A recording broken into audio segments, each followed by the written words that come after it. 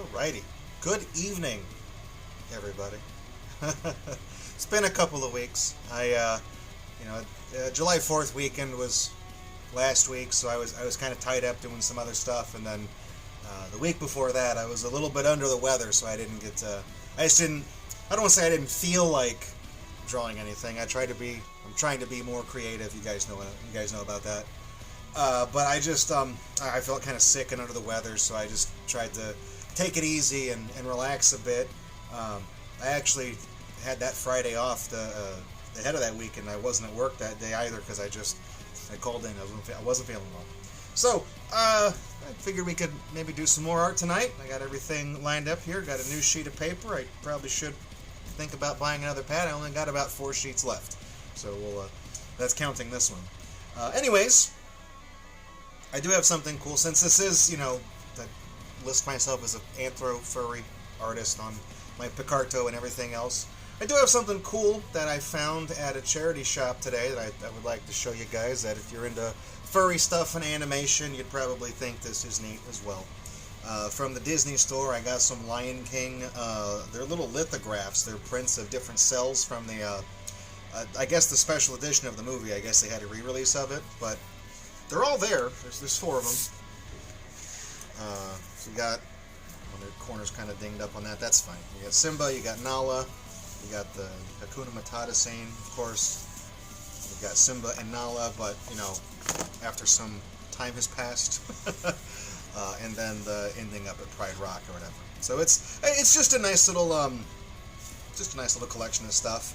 I'm not a huge Lion King fan, but I know there are a lot of folks that are kind of in this community that they do think this is cool. I liked this movie. I saw it in theaters when I was a kid, and I had the soundtrack and I had a lot of the trading cards. I still got them somewhere, but it wasn't really didn't have the same effect on me as like Rescue Rangers and Robin Hood did. Okay, but I do like this one. I do like this print of Simba and Nala. So I might actually, if I can find the space on my wall, maybe I'll frame that and hang it up. It is cool. I don't know how much all this stuff originally cost. It's from the Disney store. There's no barcode on it, so I don't even know. It's like a promotional thing. I have no idea. But at the church shop, it was $5, so I got that today.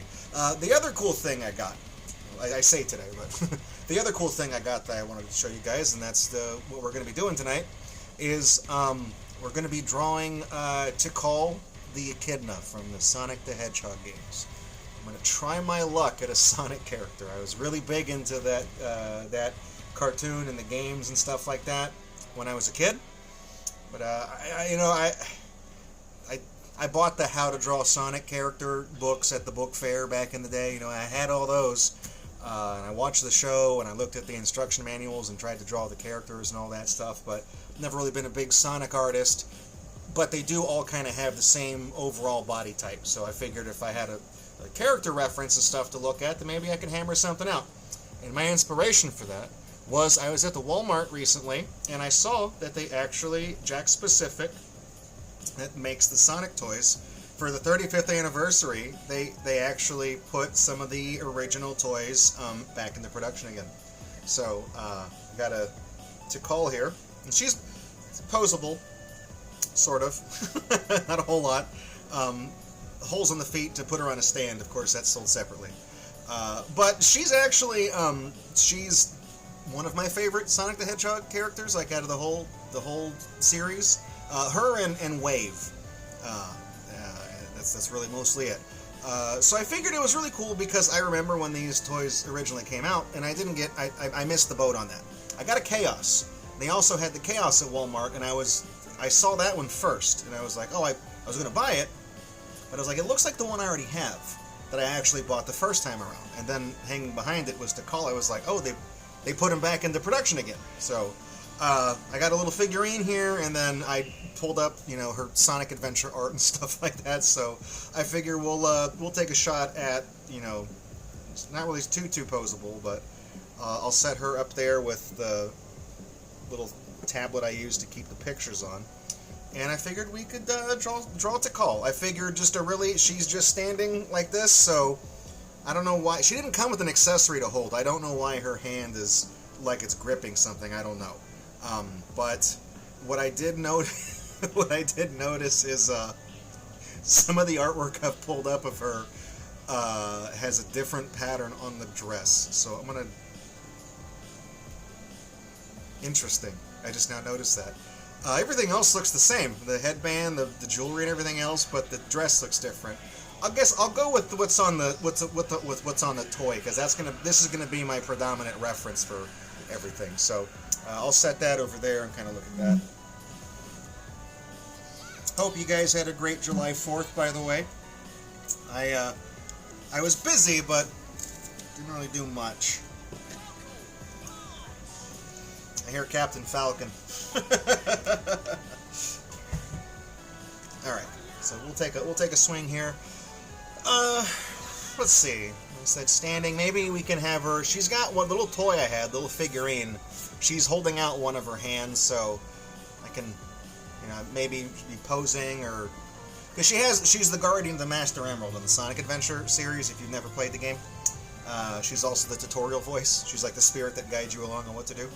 So how about she'll be standing, and then maybe like with her hand out, do like a floating Chaos Emerald, well, not the Master Emerald, that thing is giant, but like a floating, like an emerald, you know what I mean?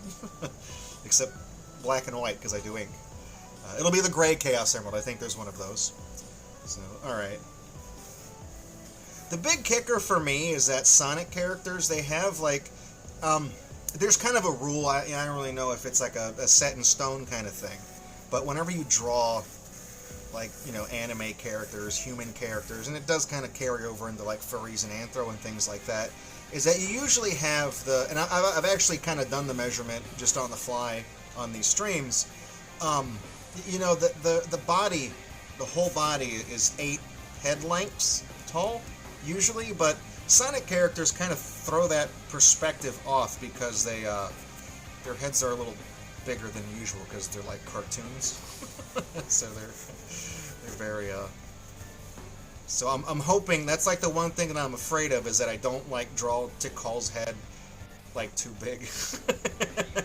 Give her the GoldenEye DK mode cheat code thing or whatever. All right, so let's see. We're gonna have her. I'm gonna try to keep the Sonic face pretty easy this first go around, so I'm just gonna have her kind of mostly looking straight on. So nose goes right there at the intersections. Those of you that are, it's been a couple of weeks since I've done a stream, so if you're new checking this stuff out, I do kind of do the guidelines are really basic, but you have the head obviously, and then this is the between the eyes, the kind of the center seam, and then this is the seam like where the center of the face is, and you kind of align the nose there. You know what I realized actually? In between now and the last time I streamed, I went and got something I talked about, and I'm not using it. Hang on.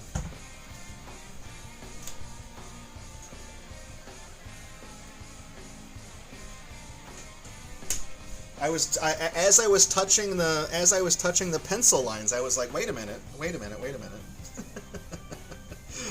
I got one of those things I was telling you about. I got one of those gloves. It's a hand-me-down, from a local friend who does art and painting and things like that, like model painting. So I was like, no, I got a whole little thing. That's how serious I'm taking this. All right. Let's see. Tikal, she's gonna have kind of like the Babs Bunny thing when we did Buster and Babs Bunny. How since she's wearing like a not like a tunic, but like a dress, like a skirt, I guess. I did the guidelines for Babs's body, even though we don't really see, the tops of her legs or her waistline or anything like that, because she's wearing a dress that kind of obfuscates that detail. So.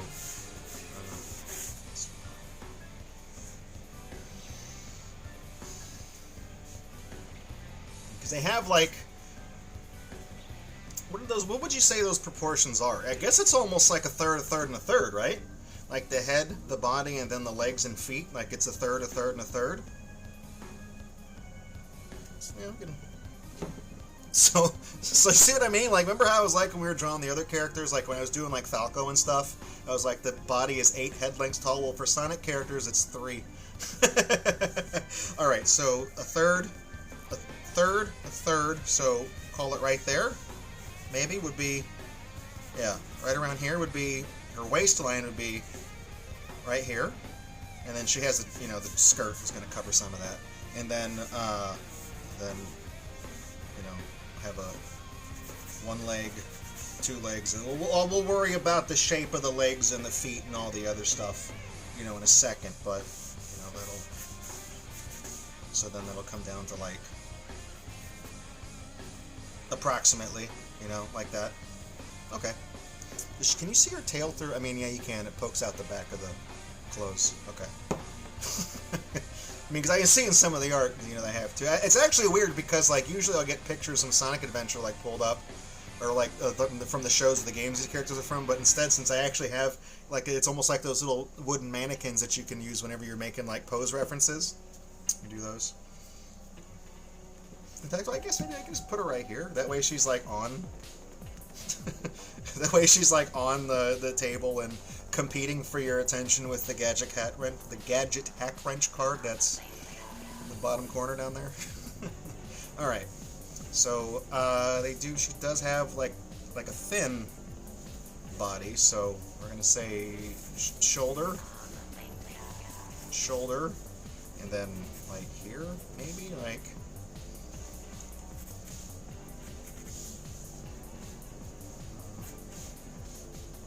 And this is just the waistline. That doesn't mean the dress has to skirt.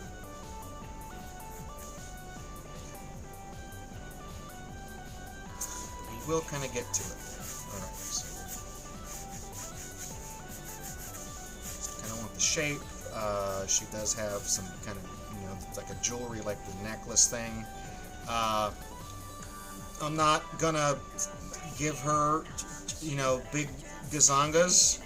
It's not really what my art streams are about, but I do need to kind of draw like where her chest is.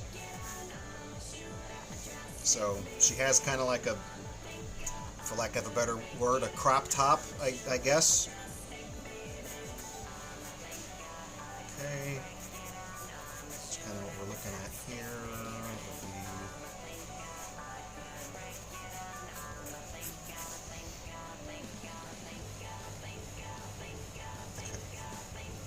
So that'll be the bottom of the clothes, and then like the dress starts directly underneath it.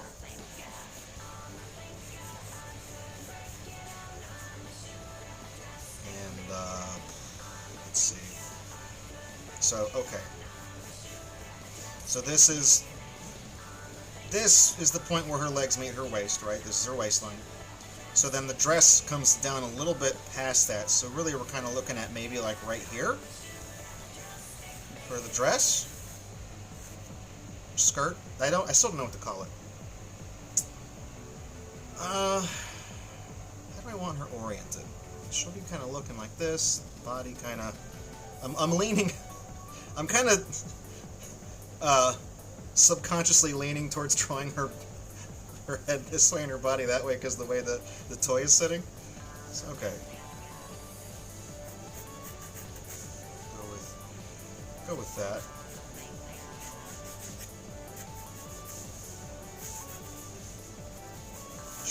Sure, why not? You know, legs, like the ZZ Top song, kind of come down here. Now that's the thing, is that again, you know, cartoon characters, they kind of have the weird, like, noodly legs.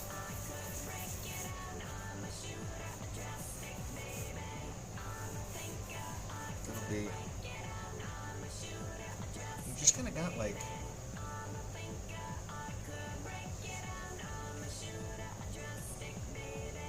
If I do, like, the...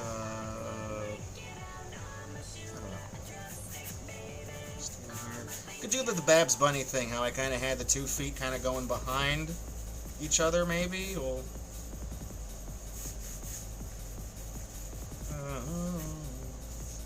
see, I don't know. because it's weird because like the official art, she doesn't have she doesn't have toes, and then of course that's not rendered on the little figurine either. It's not really a thing. I'm sure I can remember what these guidelines are supposed to be when I get down there in a second. We'll do, as I said, holding the emerald, so we'll do a hand. I mean, it doesn't really have an elbow, so let's call it. There's not really any joints on the toy. But she does have like a it's a big hand. It's weird. It has like the Mickey Mouse hands. Alright. So part of her forearm is going to be obfuscated because she has like she's got the big blue, they almost look like swim floaties with how big they are, the big little bracelet. So I guess I guess it's going to look kind of weird because, I don't know, it just feels like I may be drawing the hands too big. Okay, so, thumb. Side of the, okay.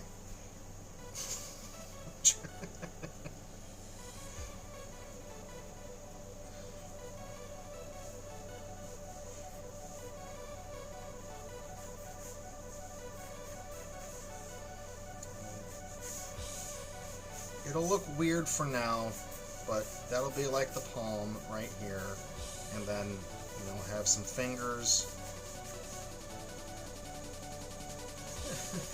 Worst case scenario, I'll just draw her with a slightly larger hand than usual, and instead of a Chaos Emerald, I'll give her a baseball. Okay,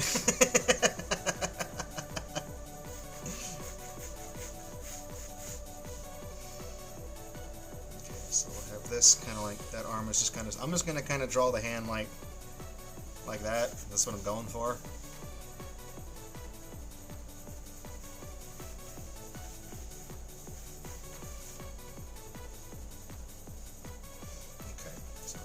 Kind of like the duck shape, you know, the hand kind of, you know what I mean, how they,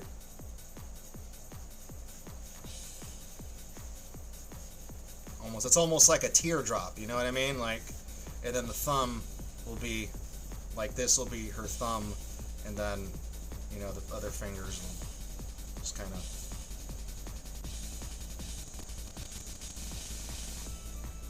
you know, to use my favorite personal quote, I don't hate it. I don't hate it, so it's always a good sign. Alright, I guess let's go ahead. And she's got like the Echidna dreadlocks, I guess. I don't know what they're called. You know. I'm trying to think. I don't really know why like Tikal wound up being my favorite Sonic character. You know, she's not like a main, like a main guy, you know what I mean? But I don't know. I just think she's neat.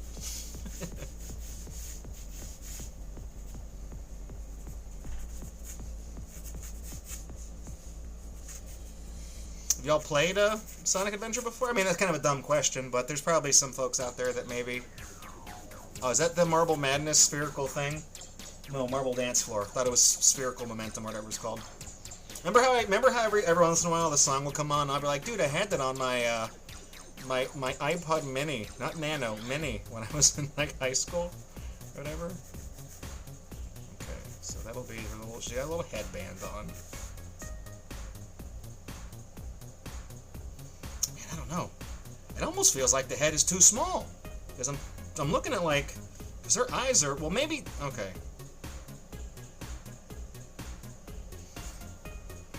Her nose is not, her nose is more like right here, maybe. It's like a little further down her. The Sonic character proportions are just kind of strange. Because like so far up to this point, every time I've drawn a character, I've kind of done the face cross, I've kind of done it the same way, and it kind of works. So maybe if I just move her, nose down here. Let's see. So I guess if she's looking this way, these dreads are going to cover her cheek here, and we're going to see that cheek.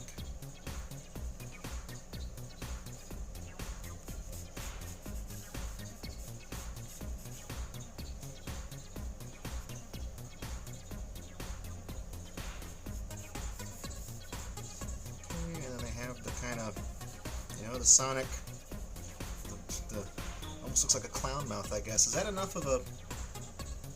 She doesn't really have like a deep swoosh under her eyes, you know, so we'll go with that.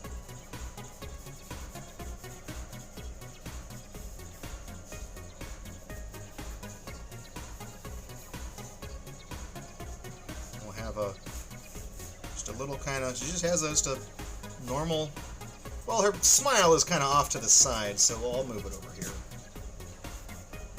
Just like that. Big kind of doe eye. I mean, I guess I can still kind of move the headband a little further up her forehead, I guess. Let's just see. Let's just put some placeholders in for the eyes, and we'll just see how it looks.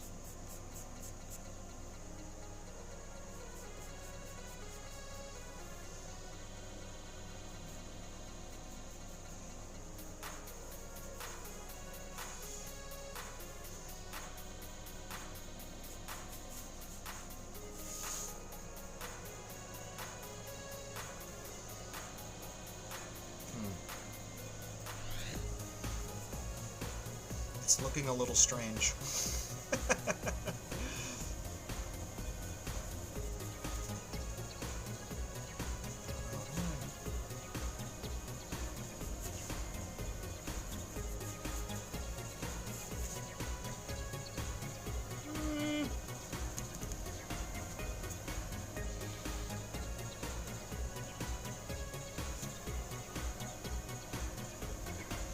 I don't know. I'm kind of looking at like the difference in the facial proportions are just a little bit different on some of the pictures I've got on the little tablet up there.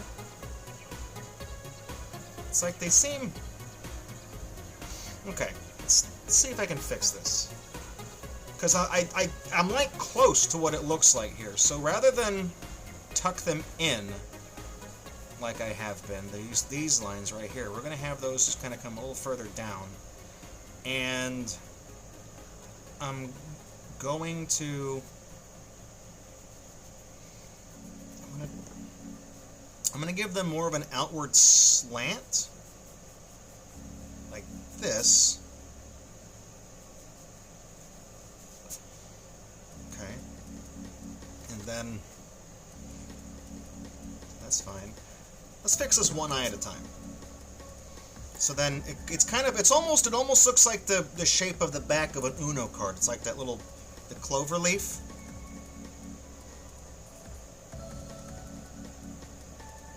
So we do have a little, so what, that'll be like about right here on the face.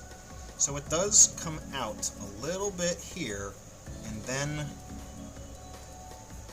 the majority of the curve is, well, the majority of the curve is going to be like right here. And then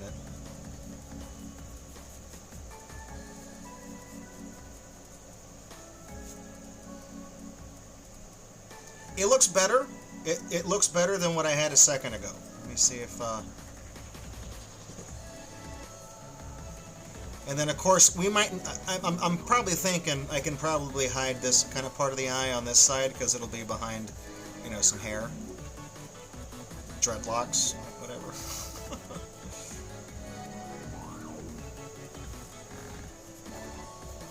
That looks... They're not really the same exact shape.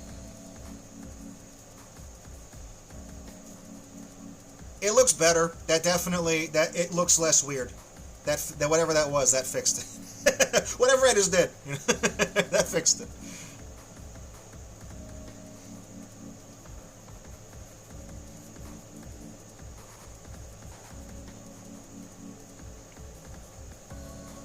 See if she looks less weird with, you know, her irises and pupils.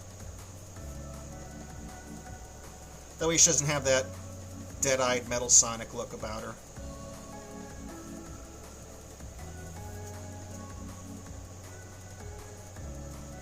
Yeah, It's alright. It's alright. I can just move the headband a little further up.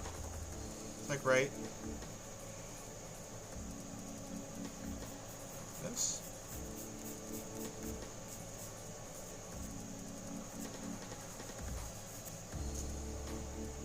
Yeah, that's not bad. I mean, it doesn't have to be super thick headband across, you know, it just has to look correct.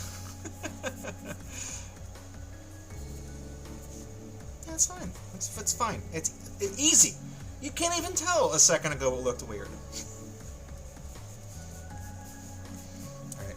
I'll worry about the dreadlocks. She also has eyelashes, but like up here, these little swishes. I'll worry about that in a sec. I kind of want to, because her dreads are going to kind of come down, and it's going to kind of interfere with how at least her shoulders look. Not so much her chest, but like at least up to like here on the picture, the points are going to come down. So I kind of want to get that kind of looking the way I want it to look.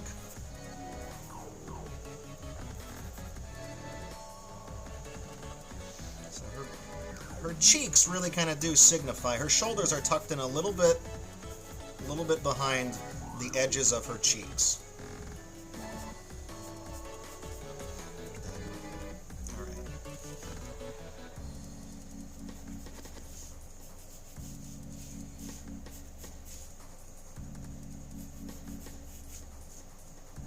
See how much of that I can get away with hiding. Is this a Bomberman song? What is no, Silent Hill. Never would have guessed. I heard the drums. I was like, is that like Bomberman Hero? Like,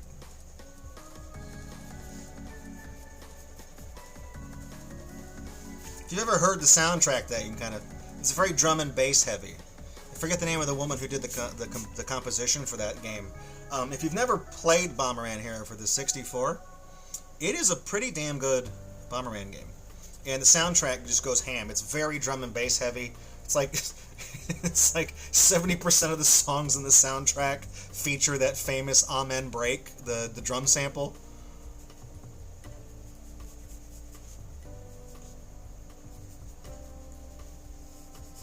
But that was one of those games that also back in the 90s I did make a little bootleg cassette tape of to listen to at school when I was a kid. Bringing that with me. All right.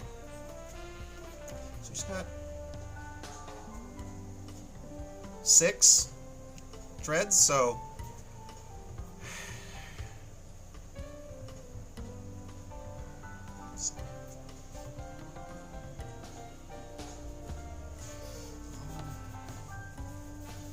try to go like this.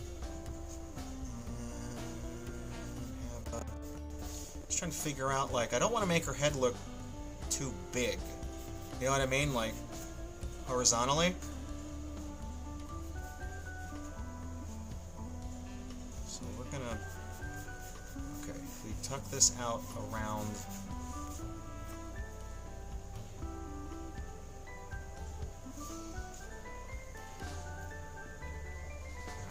so this looks gonna kind of be like a little bit behind this one then. So that'll come down.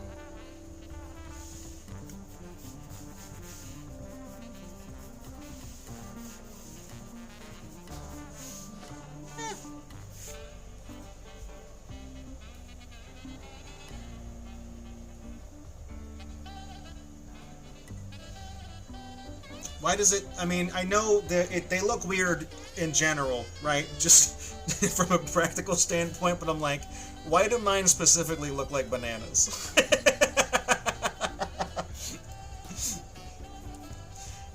Maybe if I make them a little bit longer.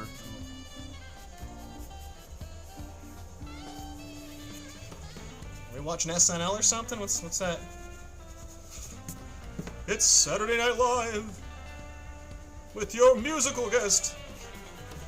Who's famous right now? Lil Wayne.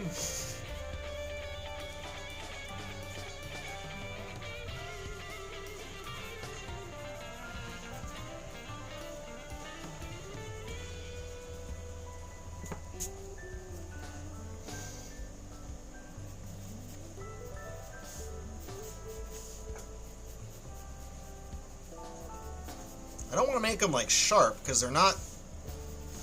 I don't even think Knuckles are sharp, right? Like his are, they're still kind of, I guess, dulled on the end. That's.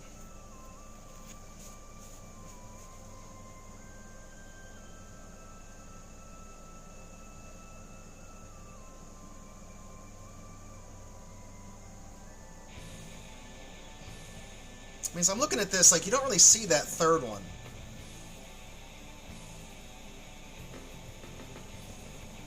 Okay. And then her head, I guess, is oriented slightly this way, so... Let me see. I can fix it. I can fix this. It ain't even hard.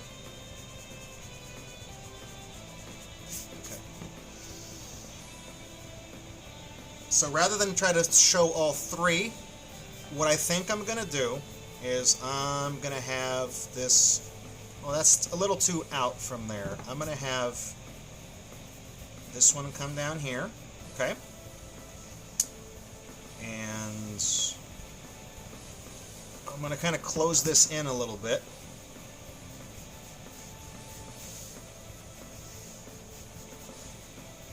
That looks better. And then once I kind of get the shoulder area done, I can maybe fill in, you know, if I come in like, maybe like back here and have another little one, and that'll be the third one that's actually behind her head.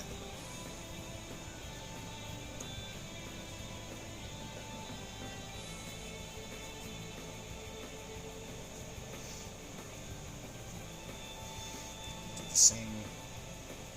So these ones,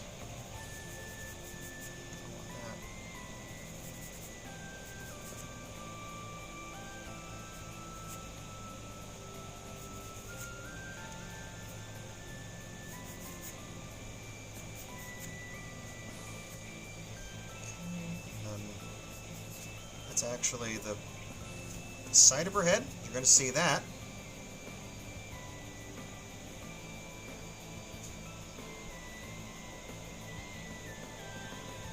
What is the...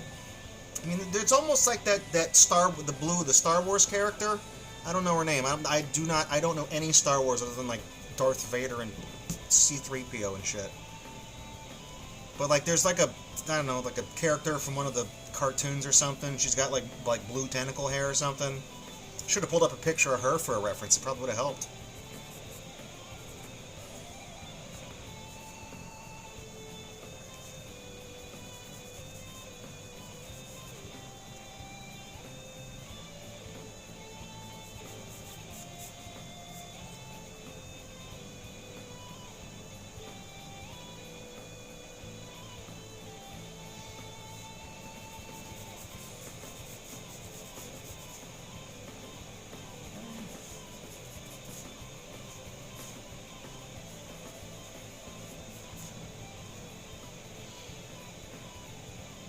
This part's kind of throwing me off because it's like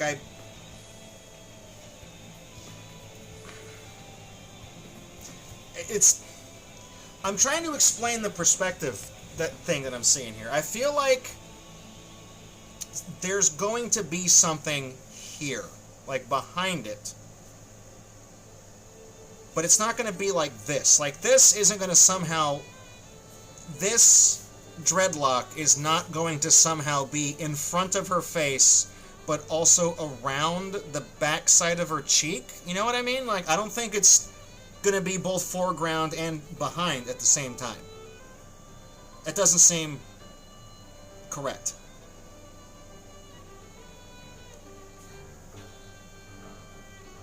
So I think what I'm seeing on the toy is, like this one, the second one, is further back.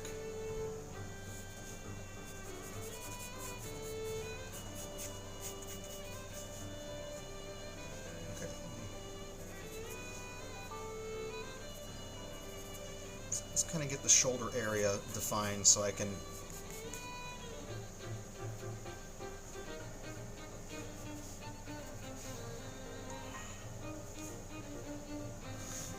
So that was going to be the bottom of her little crop top.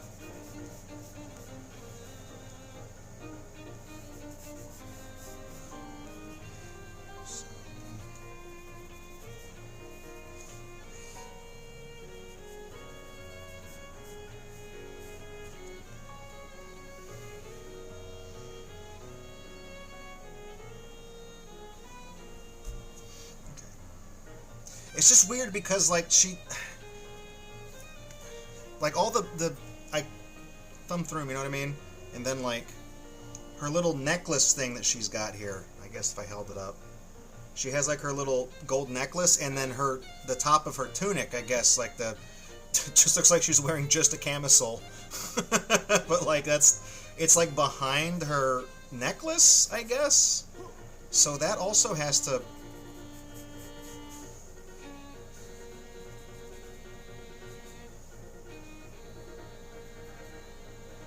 Okay, I'm going to draw the outside. The very outside of this necklace thing that she's wearing.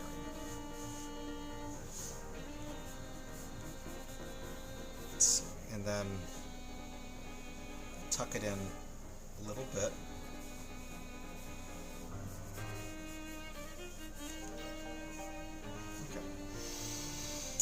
I feel like that's drawn a little too thick. It's like proportional-wise to her body. Let's see.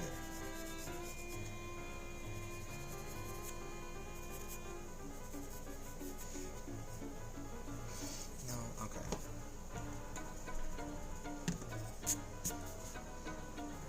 This music is kind of distracting and annoying. What is it? What? Spelunky. Oh, that explains it. I used to watch a guy on Twitch for a while who was like obsessed with this. I think it was Splunky 2, I think, maybe. There's 2 of them, right? He used to play one of these and try to do like the cosmic... I don't know. At some point you find like the secret exit to go to the true ending, and there's like a big... it's like an alien world or something that it's up there, and you still got to use all your mining equipment to... I don't know. Everything is full of explosives and everything kills you in one hit. He did eventually get the achievement, though, for defeating whatever it was, the cosmic realm, or... I'm sure there's somebody who's going to be seeing this at some point. It's like, no, idiot, it's called blah, blah, blah. Sorry, I don't really play a lot of Spelunky. I don't know if you can tell, but a lot of the games I play are actually Sonic the Hedgehog. Is that...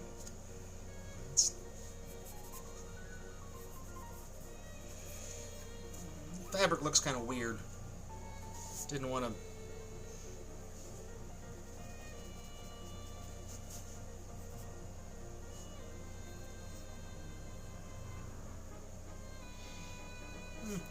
That's probably fine. And I still just haven't done anything with this arm. Okay. This arm is going to be partially behind this side of her body. So let me draw a little bit what's visible here, and then we'll because that's the thing, is that the toy doesn't really have any details, you know, like the fabric, the wrinkles and stuff, so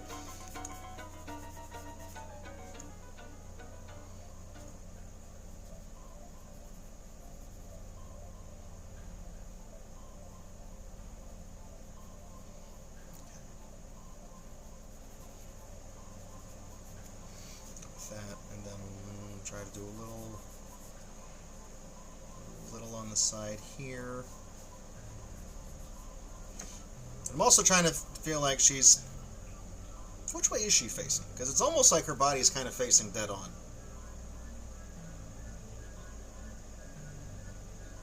How did I draw this? In my defense, I did go into this little stream, this little adventure of mine, saying I didn't have a high level of confidence in my ability to draw Sonic characters. We'll see. You know, because they do have a different kind of body type. You know, they are kind of their own weird little thing. She doesn't look bad. You know, I guess it's just, I don't know. Like, head's facing one way, and it's all pencil. I can still fix it. We'll get more of it done. And, you know, I'll see if anything kind of calls out to me as just looking a little too off.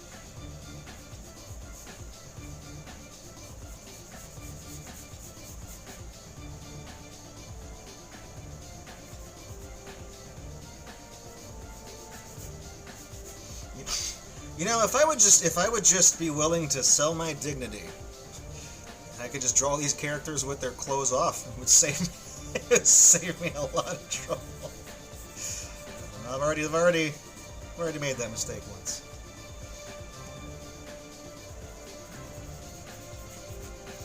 Okay, got kind of the arm here, so I don't know, her hand, I guess, like her fingertips kind of come down just a little bit around the hem of the dress. Hem edge.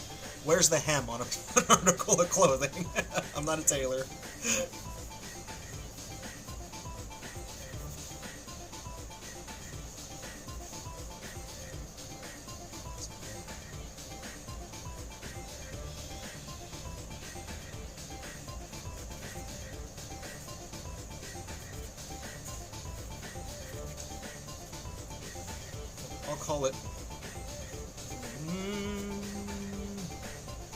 I'll call it here. I'll call the arm here, and then we'll have the big blue donut that she's got. That'll be, you know, I'll worry about that in a sec. Okay, let's go back up to the head area.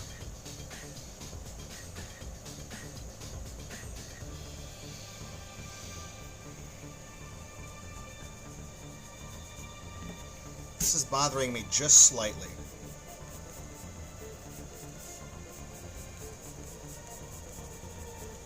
I just feel like there's slightly different thicknesses. That's all. Okay. And then she does actually, yeah, she has like a bracelet on her upper arm.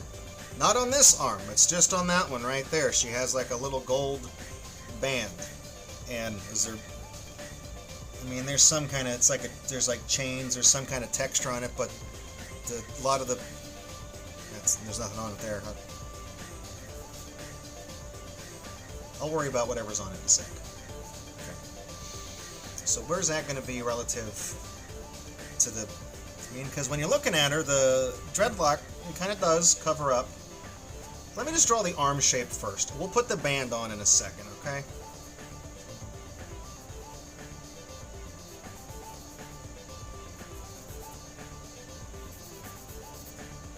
It's going to go like right in here somewhere. I'll worry about that in a sec.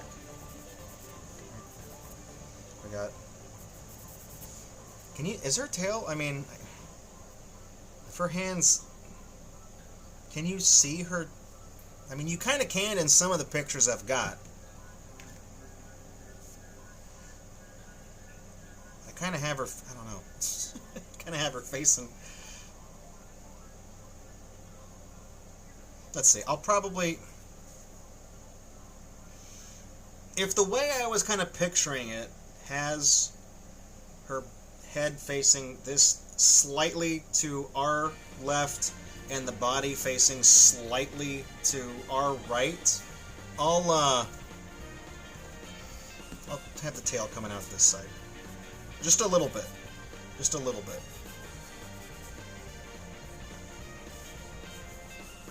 I'm just kind of inventing this. It's like I feel like this little necklace goes like all the way across her body over to her shoulders. So this, I don't know, like her necklace and the little tube top thing she's wearing are they're like the same garment or whatever. They're almost connected, but it's kind of inconsistent between all the things I've got.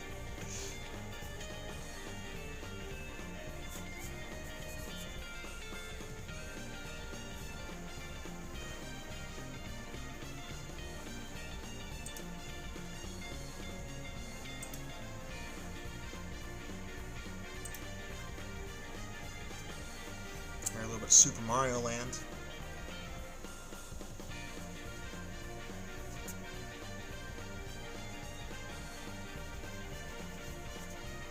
I remember the first time I had the first Mario game I played was actually the one for the NES. I didn't get a Game Boy until way later, but I did have a friend growing up that did get the Game Boy when it came out. So I remember Mario Land 89 was a launch title for the Game Boy. And then Super Mario Brothers was launched for the NES in '85 in North America. And I remember playing Mario Land. In the first, like, if you've never played it, you know, you play the NES version, you stomp on the Koopa Troopas, then you can kick the shells, you know? Not in the Game Boy one, they blow up. That got me the first time. I was like, what? What the hell is this? Alright. Okay. And is that weird? Is that bad? And then I guess I could draw like another one right here, right? Because this, so we got the front one, right? The front one, the middle one, and then these two on the back. There's that one, and then I guess I could draw like a, I guess another line right here would imply the existence of the other, right?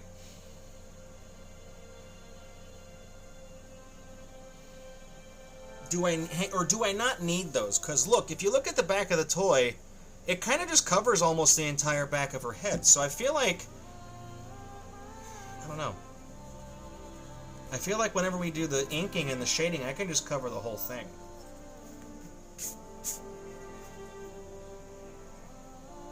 I'll think about it. Is this a Disney song? Beyond Good and Evil? Might as well be. Okay, so we're gonna... which hand do I want to do? Neither, but...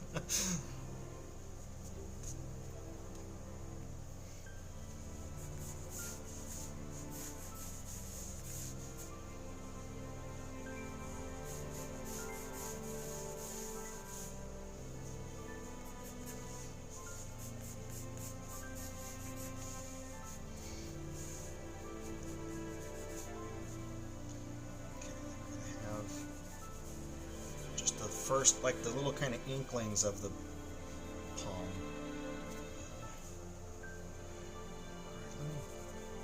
Let's just get the let's do the thumb. Let's get in.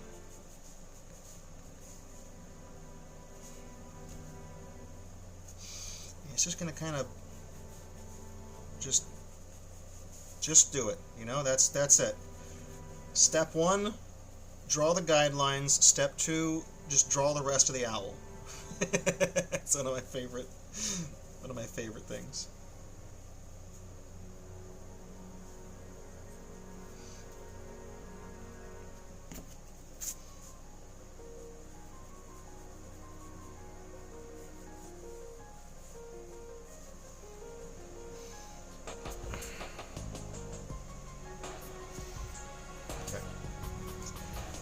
I'm going to have to commit to something in a second. That's going to be like this part, right, of the palm, right, just like this.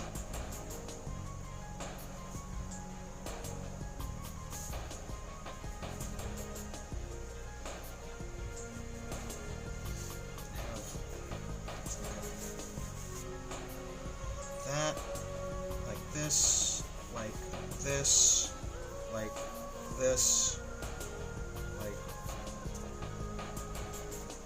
Like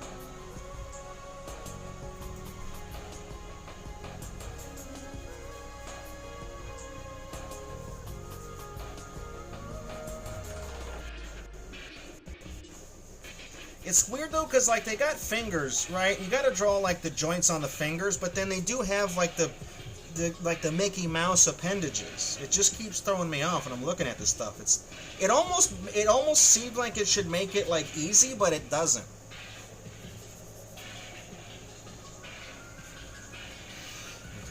What am I doing here? This is going to kind of come out. I guess we're going to kind of see the back of that finger like that, and then another one that's like slightly further. And then this, I'm going to eventually have to kind of connect it into the rest of the hand, but then, you know, I guess this finger will kind of be just further. I mean, it looks, let me just make a line. It looks almost good. I'm not going to say, you know, for easy every time, first try, but, you know, what do we... I mean, it might not get better than that, you know? That's sure.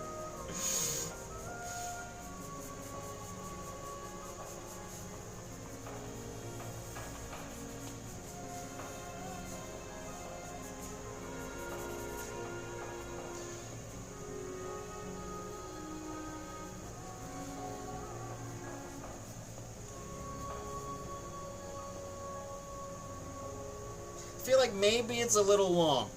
You know, I don't know. Whatever. Okay, so she's got the little thing up on her arm I told you would worry about later. That's gonna go like right here. And then it has like it's like a bracer, the greave, a gauntlet, not a gauntlet, that's like a glove, but you know, like it's got a little part that kind of goes around the arm a little bit. I mean, it kind of pops out a bit, you know. And I'll just hide that behind her dreadlock.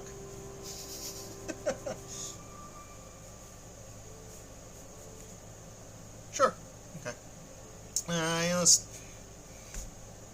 I won't worry about the details and all of her jewelry just yet. So then this one, does that look weird? Does the blue thing look?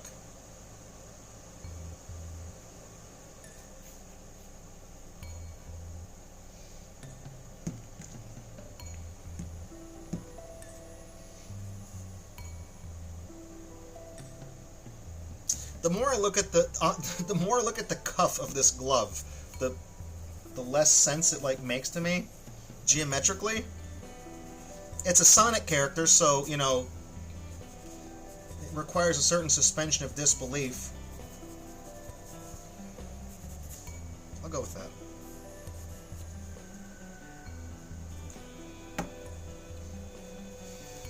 Okay, then we're gonna do the same thing over here, except this one, if I've got her hand facing down, then we're not really gonna see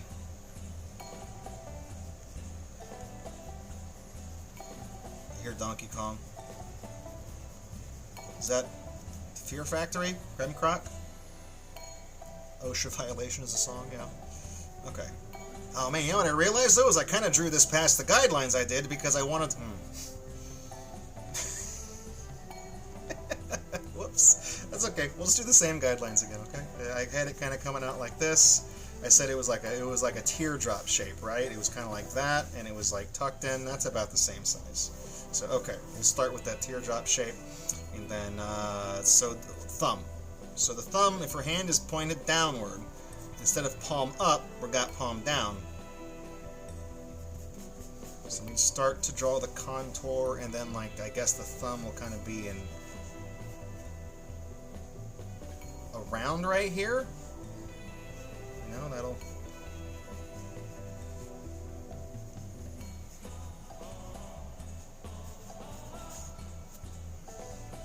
Let's see. Now these fingers are going to be.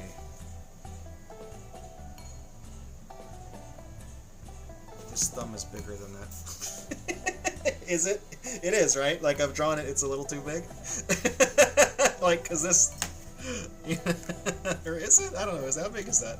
It's like the eraser, and that's a little bigger than the eraser. So yeah, I need to tuck it in a bit. Okay, that's fine. This is really easy. I'll just draw like that, and erase the tip.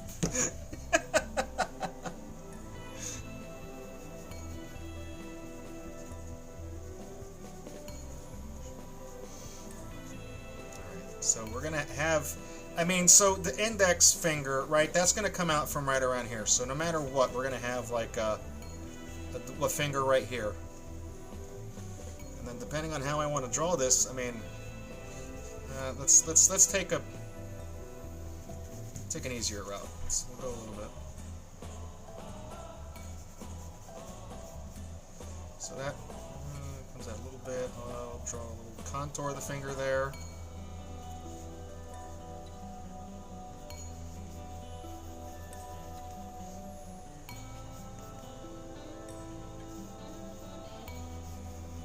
You know, when I was out running errands today, I thought about swinging by the Asian market, getting some of the powdered mix for the Pocari Sweat, the Japanese Gatorade, I guess, for lack of a better term. I didn't get any though, because it's like $10 for enough to make 5 liters, which is a pretty good deal, but I just, I'd already spent enough money on just other random non-essentials. You I went to the half-price books, and they had a bunch of cassette singles. They had like every single song that like Technotronic released as a cassette. They had that. They had Get Up Before the Night Is Over, Pump Up the Jam, This Beat Is Technotronic. They didn't have Move This. That's the one they didn't have. But I bought all the other ones. And then they had Milli Vanilli. I like Milli Vanilli. I'm not ashamed to admit that. This hand looks a little strange. What have I done? Oh, that was another single I got. I got Pet Shop Boys, What Have I Done to Deserve This? It's good. I feel like this... Okay. There's like a weird...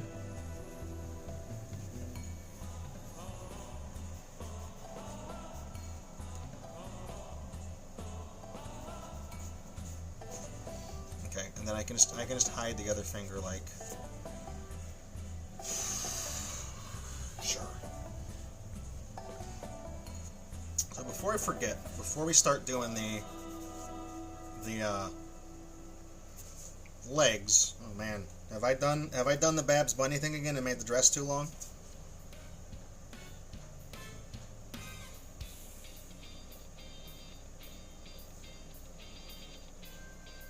Tell you what I'll do. I will turn this into the frill.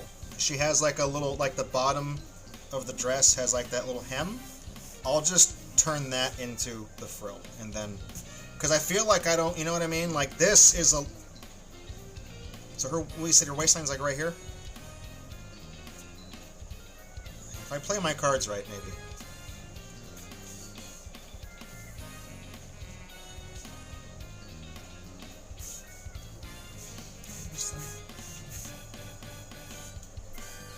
How big are her? I mean, she doesn't have like...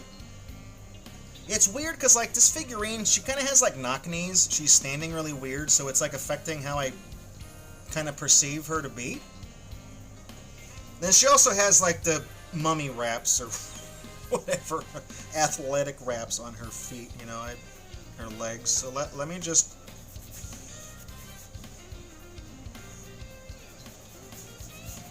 We're just gonna put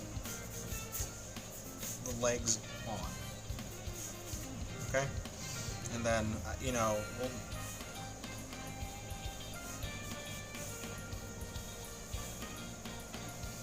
And she's got like, I guess they're sandals, you know, I don't know. It's like a white base and there's like a strap that goes across the top, and it looks like a sandal to me. Just want to get the shape down. And I'll worry about the perspective and definition later, okay? Is this, so do you guys say Hydrocity or do you say Hydrocity? This is an important question, and I will judge you based on how you say it.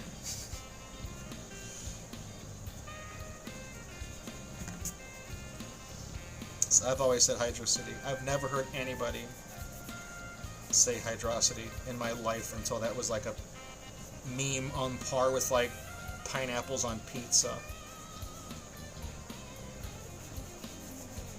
I'm trying to remember how when we drew Babs, her feet were kind of like that and one was behind the other. I'm kind of trying to go for that here. I'm kind of looking at the...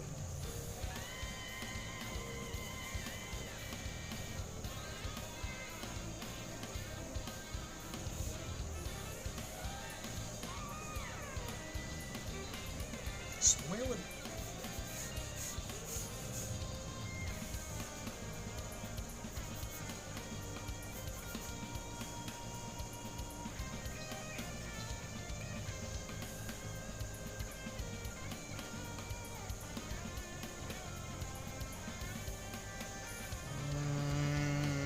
Am I doing this? Yeah, this looks weird.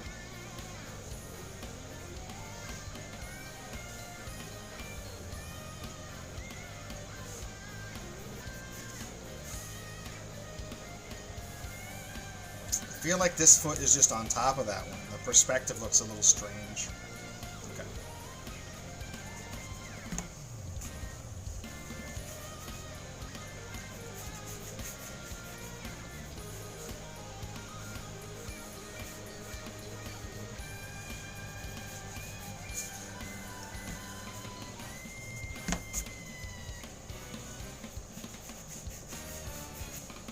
So I still kind of have the feet a little...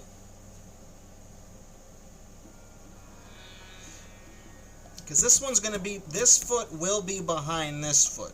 Because this hand is behind her body and this one's towards us. So this foot will be toward... You know what I mean? How did I do Babs? Let me just get that.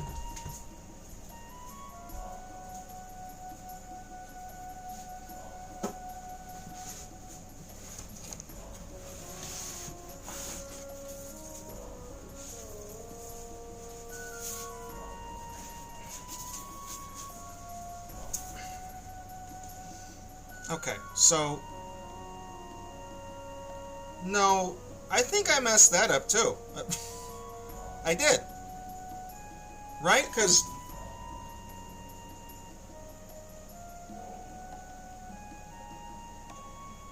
Yeah, her legs do look strange. Now that I... Because see, look.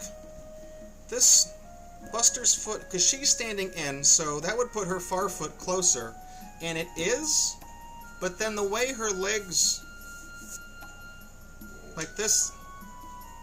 It's almost like this thigh is fighting to be in front of this leg when this is the one that's closest to us, because this curvature doesn't match that. Man, I messed that up, didn't I? Good. What a reference.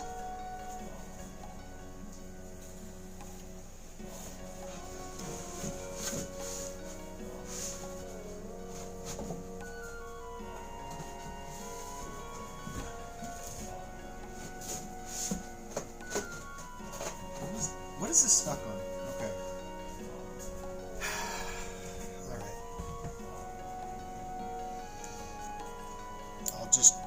We'll do it live, okay? We'll do it live. I can still save it. Okay. Is that... Dude, is that the trumpets from Resident Evil? Sounds like the dungeon, like when you go down and it's the...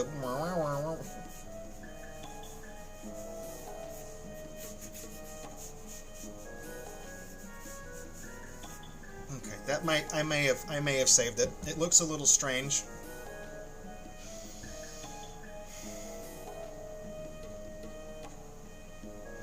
Okay, hear me out. What if she wears a really long dress?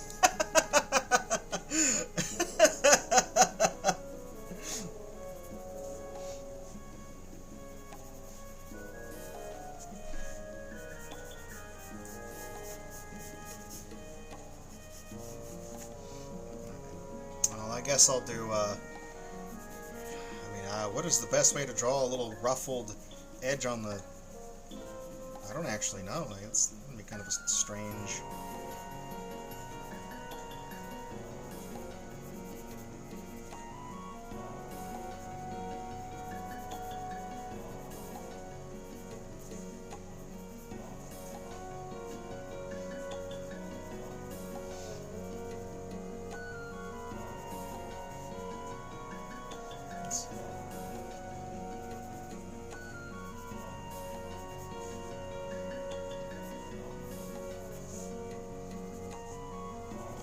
We're always our own worst critics.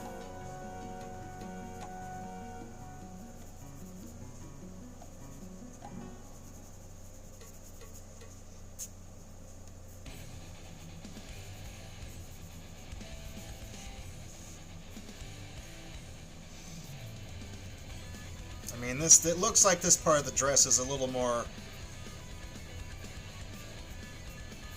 There's a little more to it than what I'm doing.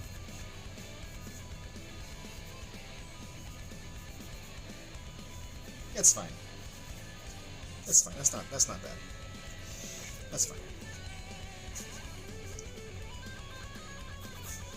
Okay, now we're gonna try to make heads or tails of these leg wraps.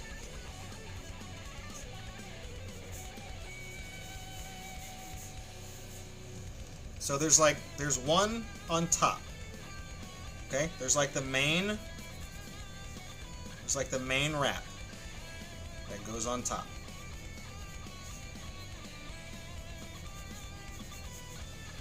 So that's what that is. And then she has like a There's like a crisscross.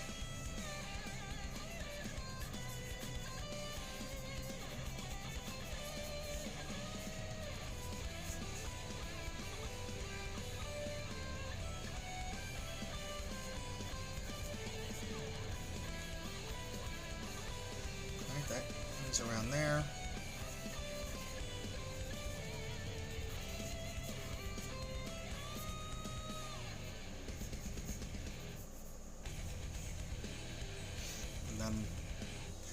I was thinking maybe there's one that's like on the back, I guess where the ankle is, but no. It's almost like there's like another.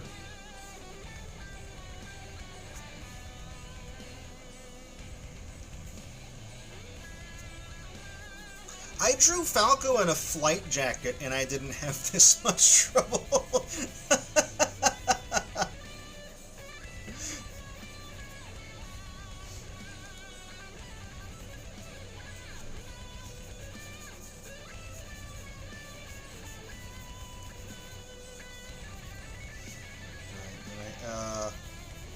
She has like a,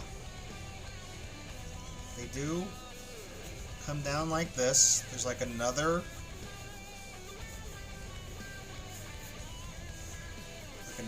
part that comes down. Okay.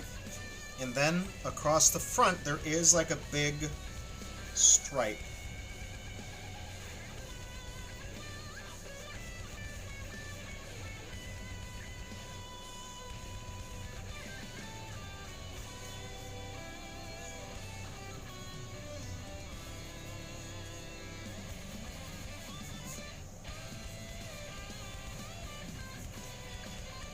Somewhere in here, there is her foot.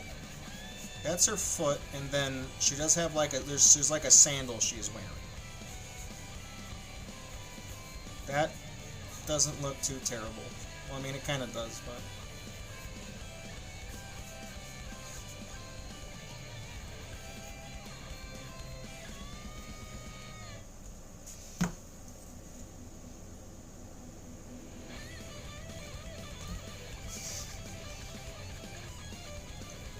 So then this leg's going to have the same thing, but it's going to be 45 degrees out.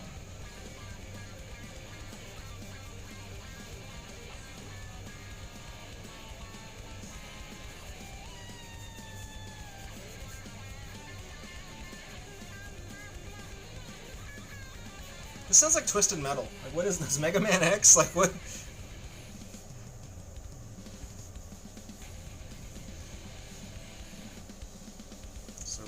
We're going to see that little thing here. So this is going to come down across the front like this, and then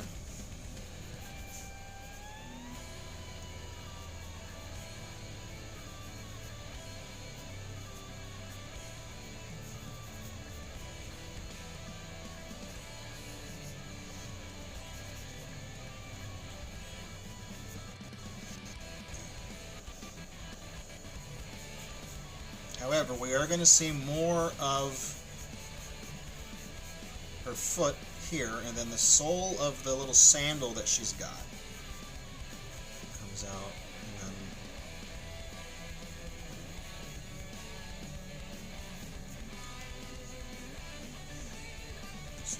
this.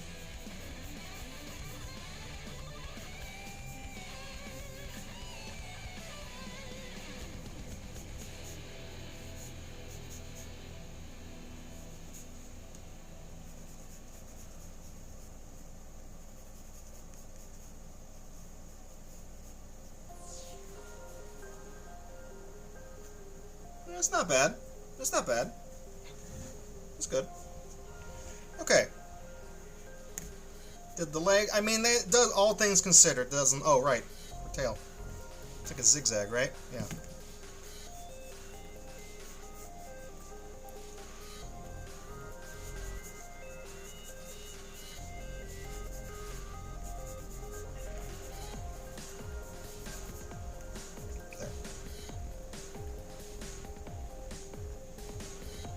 that's sticking out too much. That's a little much.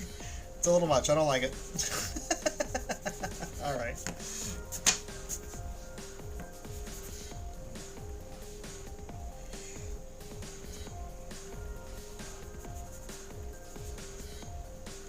You know what? The way she's oriented, I don't think we need it. I really don't think her body is turned significantly enough. Because look, it's a little tail. I don't think she's oriented in such a way where we're gonna see that. So, whoops. It's not tail time. Sorry, guys.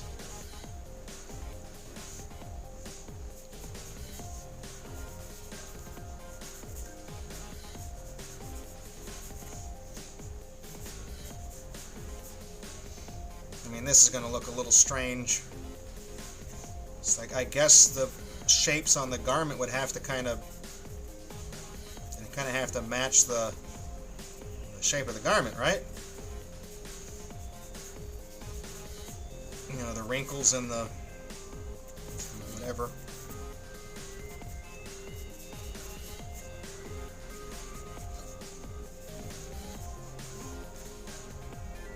It's fine.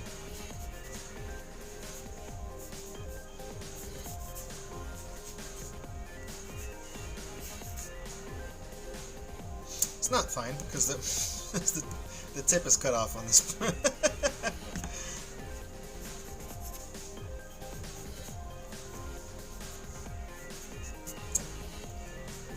Now it's fine. And then there's nothing on the little tube top she's wearing, but she does have this little like Zuma necklace she's got.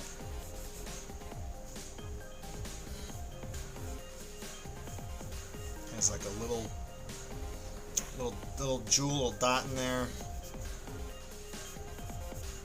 And that same thing is also up on her her headband has the same, and then she's got these little chevrons.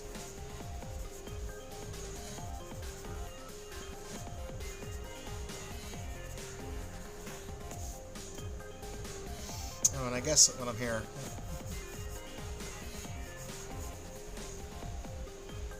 gotta do the eyelashes, right?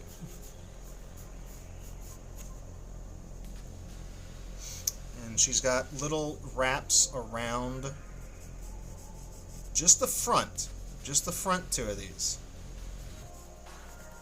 Then also the back, but we don't see those.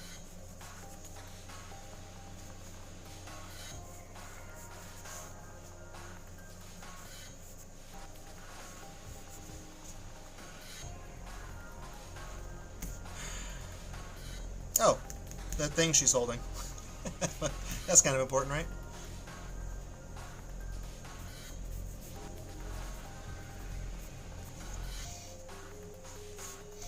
Okay, so we're going to be doing the Sonic, the generic, you know, the Chaos Emerald.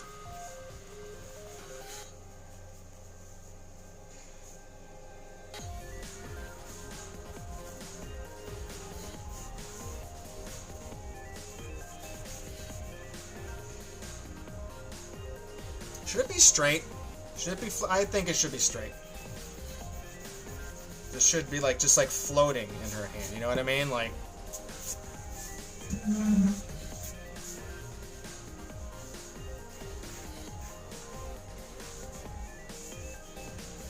Center of her palm, right here.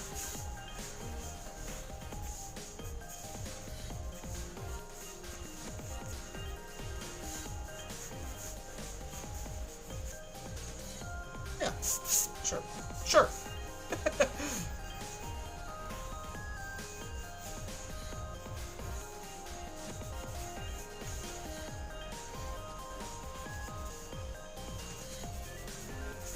And the Chaos Emerald has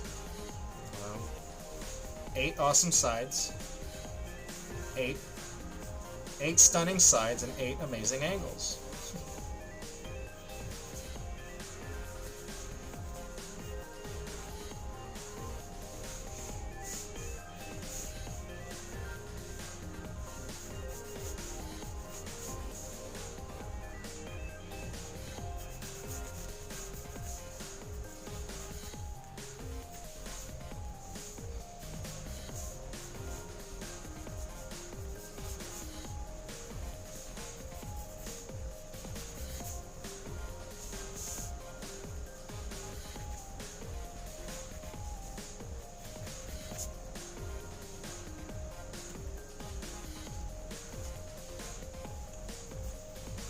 It's not geometrically perfect, but you know, it's a gem. You know what it is. Don't you know what it is? Don't tell me you don't. All right. What am I missing? Face. I mean, I gotta smile. I guess. I mean, I was just gonna kind of put her right there. That's fine. Her head does look a little small on her body. That's just, I think, proportionally. Maybe it's a trick. Maybe it's an illusion.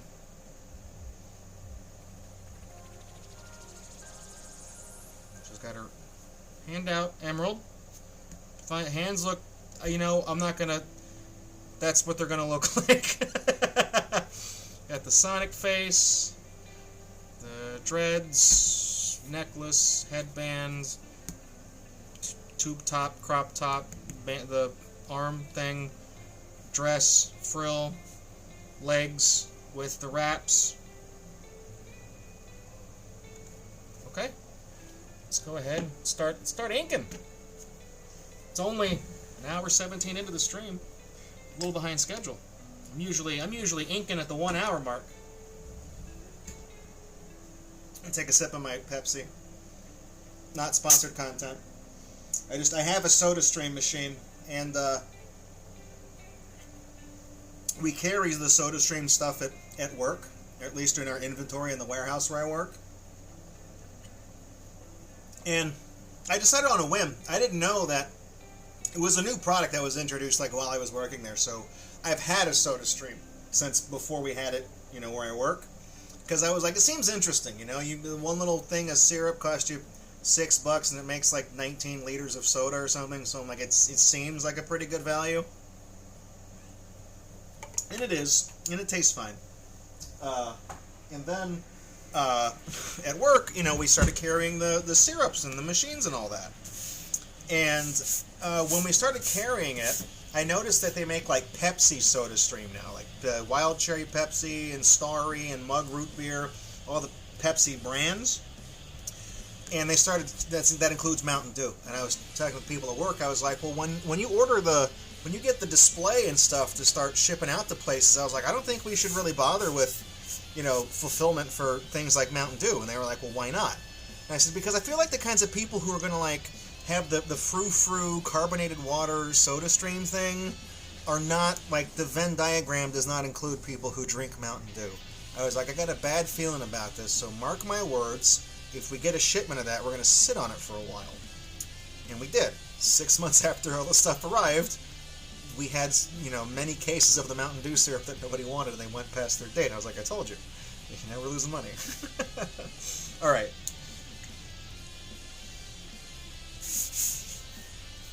Let me adjust. Well, you know what I didn't do, actually? Before I get too gung-ho, I didn't do, like, the center of...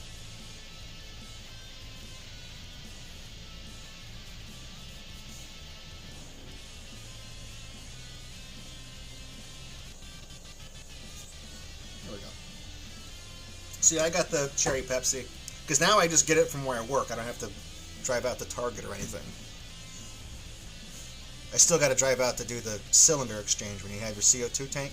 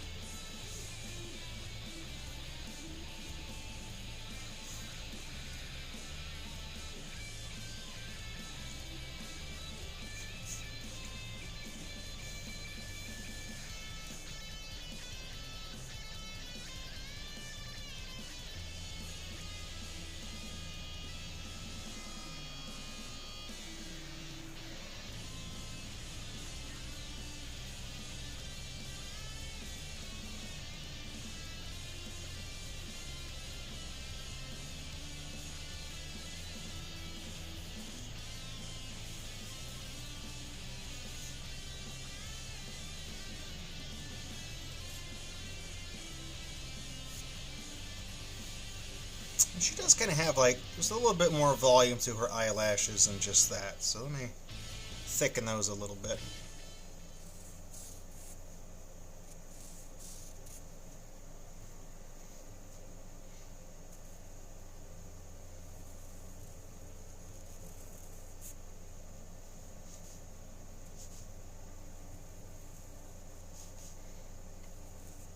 I remember when Sonic Adventure was new, when that came out. One of my best friends, she was a big Sonic fan. We played it a lot together.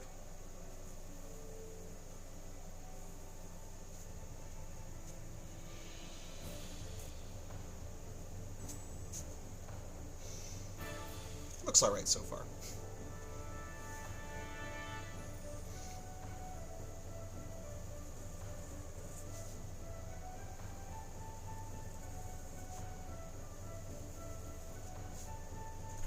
Or rather, works so far, but we're not out yet.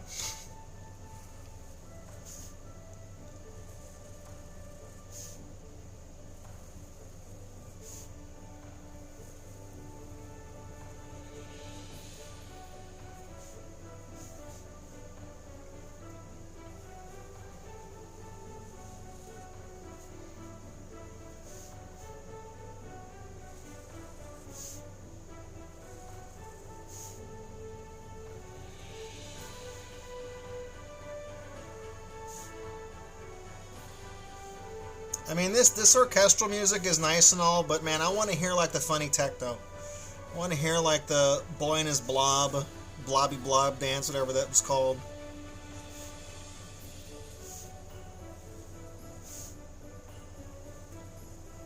You can do requests on the Rainwave thing that I use, but that would require me to keep shifting my focus from what I'm drawing and what I'm listening to, and that's would be a bad customer experience for all of you guys.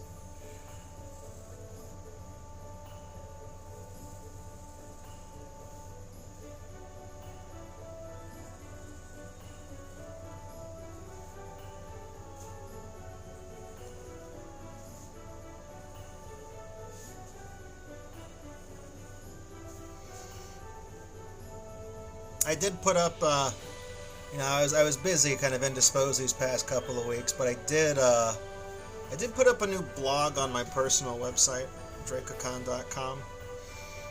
There's a lot of them up there if you haven't been there. I took the old website down, replaced it with the journal about a year and a half ago.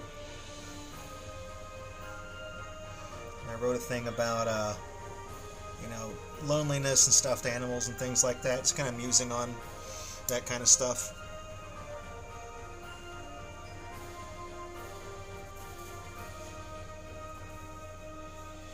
It's worth a read if you want to have your day ruined.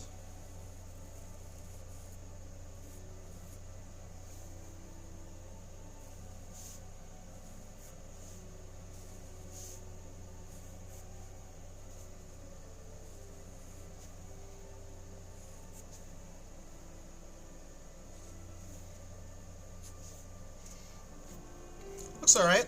Looks good.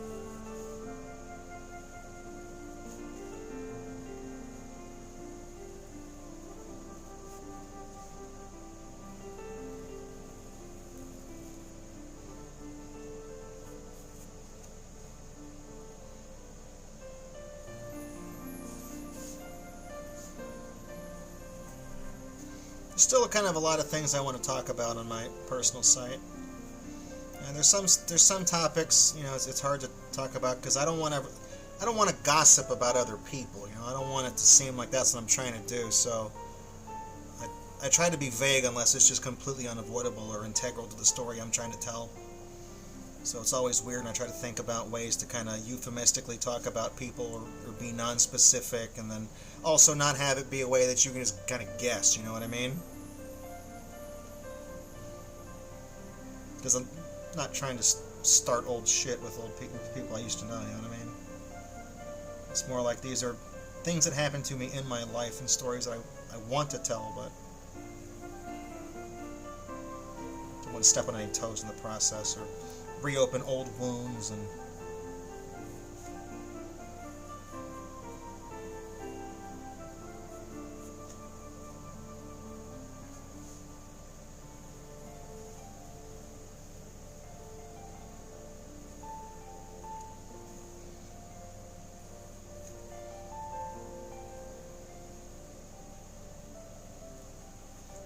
it was nice to hear that, you know, the stuff I write, people did check out, kind of read the stories there in a positive way.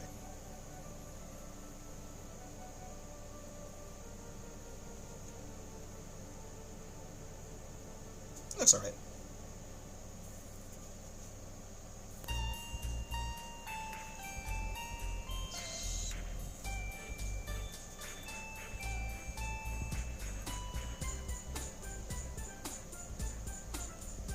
Oh, Bubble Bobble. I heard that. I was like, is this a Pokemon song? No, it's Bubble Bobble, baby.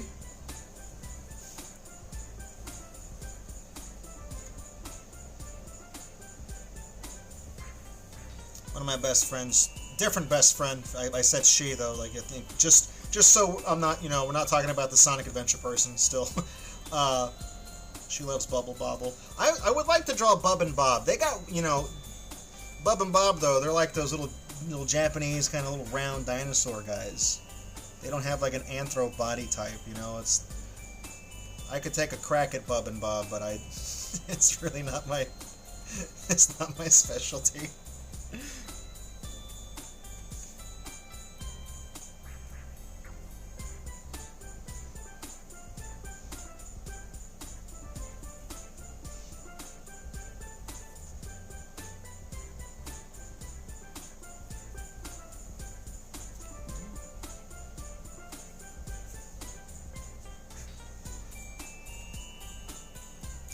I do like Bubble Bobble though. I almost bought, I think it's Sugar Dungeon, I think is the newer one. I don't know if it's newest. When I was out running errands, I did swing by the GameStop just real quick just to see what they had. They had that one. Actually, I didn't buy it, but I did get this.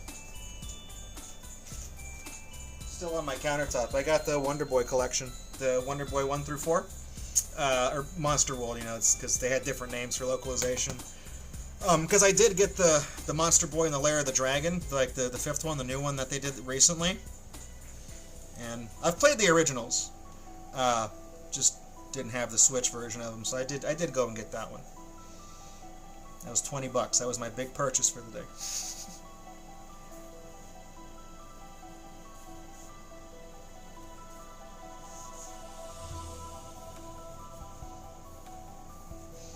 I was mostly at the GameStop to see if they had a wolf amiibo, because I don't think actually the last thing I drew was Falco on this stream, and I mentioned on that stream that I had a friend that she got a pretty sweet gig working on stuff, and she offered to buy me the Star Fox game, so I took her up on that offer. This is a completely different she/her friend. Lewitt, if I didn't know any better, I'd say you were a player. Yeah, I'm a real lady killer. But yeah, I took her up on that offer, and I got Star Fox. So if you scan the amiibos, you can get you get little backgrounds for your profile when you play multiplayer mode. And I had a Fox and Falco amiibo. I really liked, you know, the main cast, but I didn't have a Wolf O'Donnell one. And since he also has an amiibo, he does have little things you can unlock with it. They're only unlockable if you have the little doodad. It's not like you can just, you know, get it manually playing through the game and grinding. There are certain awards you get for that, but you know, the amiibo stuff isn't one of them.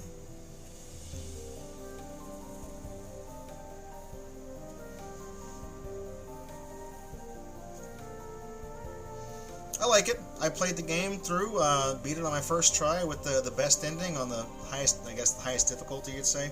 Not expert mode, but the red path, you know. And you get mission accomplished in every stage.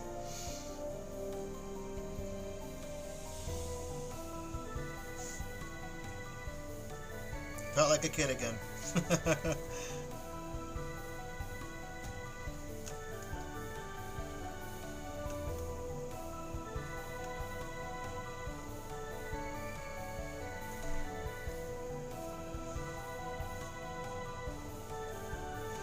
I remember, I don't know if I mentioned on the stream, we were talking about Star Fox 64, because that's what the remake is. It's a Star Fox 64 remake.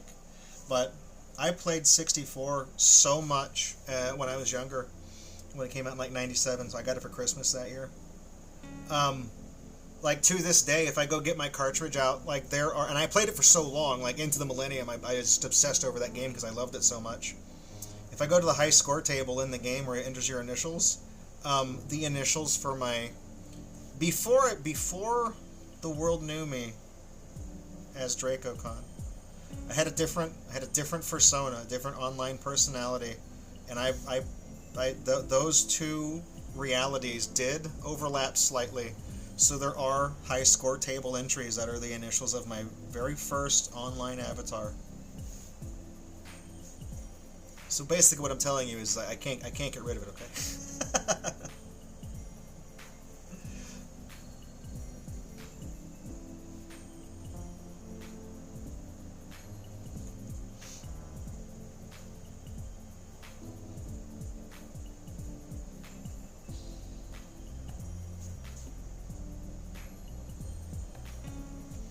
It looks alright.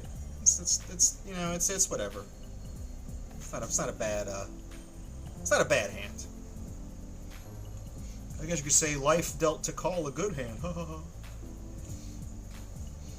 I'm gonna do the bottom, the palm right here first before I decide to commit to doing the blue thing. Just because I wanted to connect it right.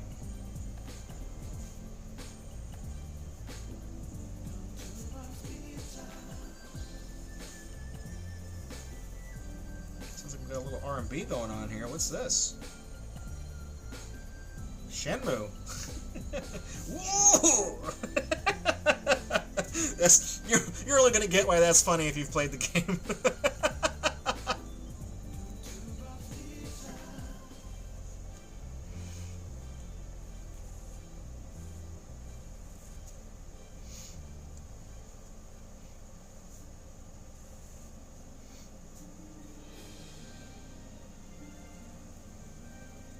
I helped one of my other friends, a guy this time. It's not a fourth woman.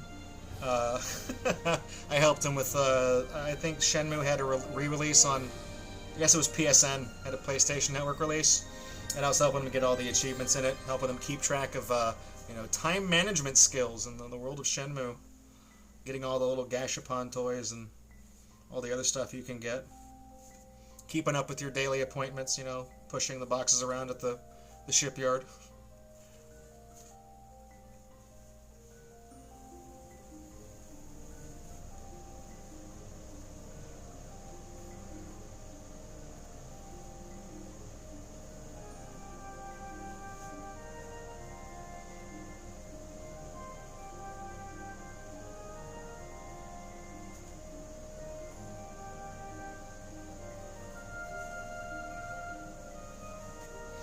I remember the first time I played this game too, Ocarina of Time.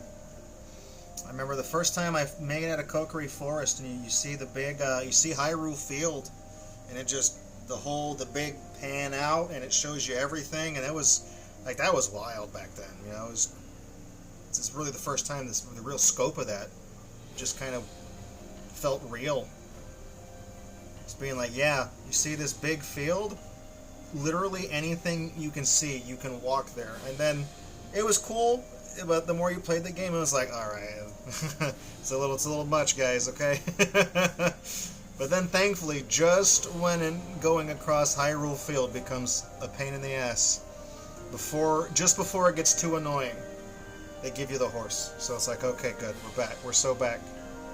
We thought it was Jover, but we've never been more back.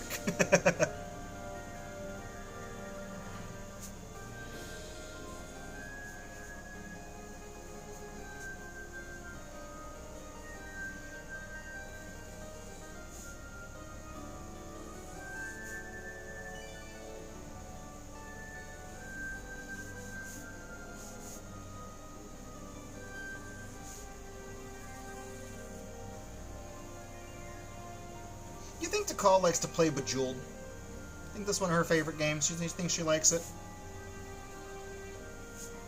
It just seems like something she might like. Okay.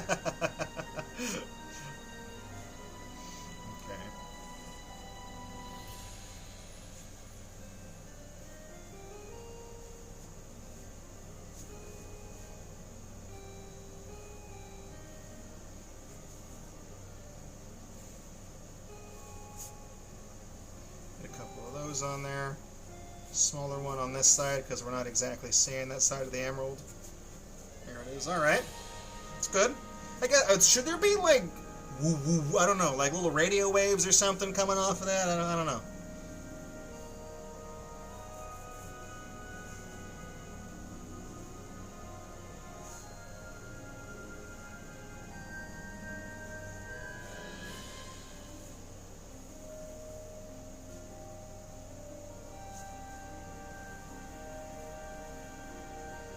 I feel like there should be like energy coming off the emerald.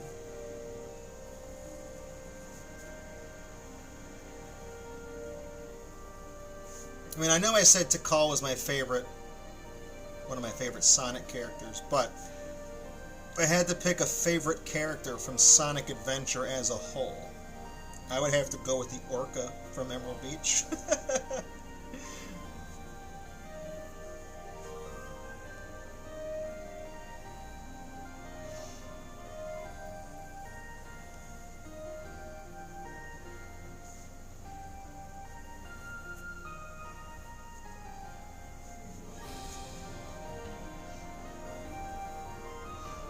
This is stupid, and I definitely don't need to be spending money on stuff like this, but there was a company in the 80s and 90s called Telemania, and they made like novelty landline phones. And I have got one of them. It's way too big for me to go get it, and it's kind of on the other side of the room. But it was a Tyrannosaurus Rex. It's a phone, and like it just looks like a giant figurine. Like it's the size of like 2 shoe boxes stacked on top of each other. And it's a big dinosaur, and you can like part of his back comes off, and that's the handset for the phone. And it's battery operated, so it like roars when people call you. I'm sure it's very annoying. Your parents would hate it. And then there's like a rock next to him, and it flips open, and that's where the keypad is. And I thought it's the coolest thing. I've never made a call on it because landlines are not really a thing anymore. But the company also made a killer whale one, an orca. And one of them finally showed up. There's an auction for it, and I'm bidding on it right now because I want it. Because they're really nice looking display pieces, really.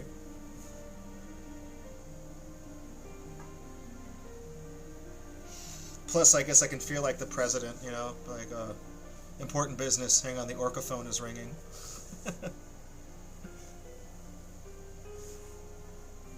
Everyone knows what happens when the red telephone rings. What happens when the orca phone rings?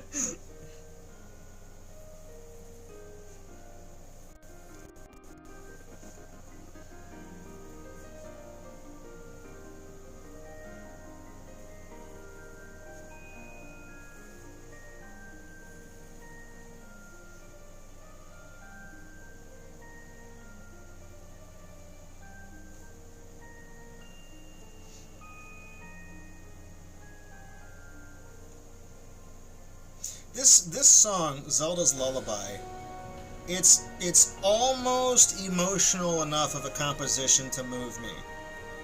However, the only like video game music that's ever made me like feel something as it's being played is I guess is it Ness's Lullaby from Earthbound? You probably know what music I'm talking about. It's the one that plays Is it the one that plays on the Soundstone when you collect all the things? I think it is.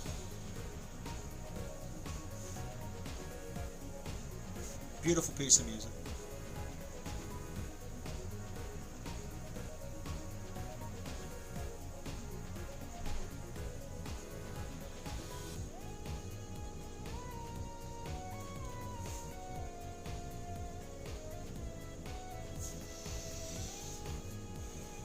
Is there anything I didn't ink?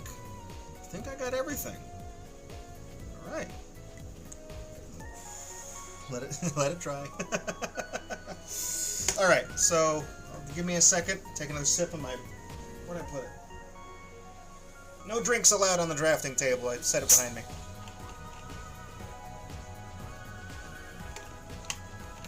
All right.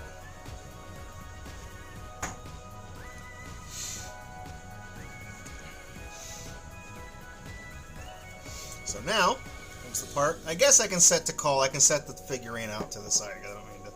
She'll be in the way.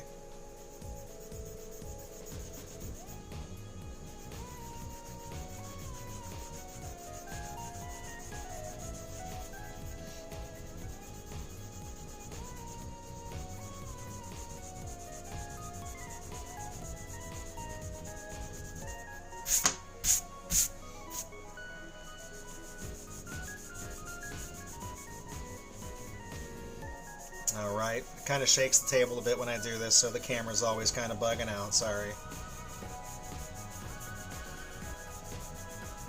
Do not attempt to adjust your set. I mean, I am not in control of the horizontal or the vertical. But, you know, it'll fix itself.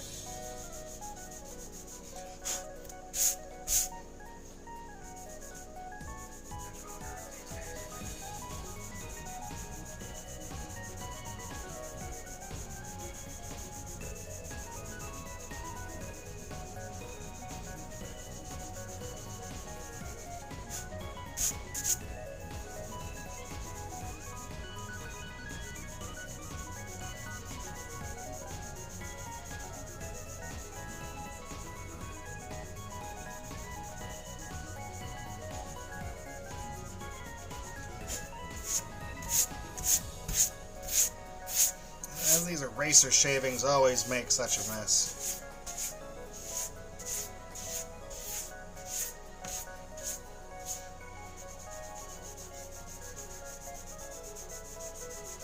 It looks like I got everything inked up.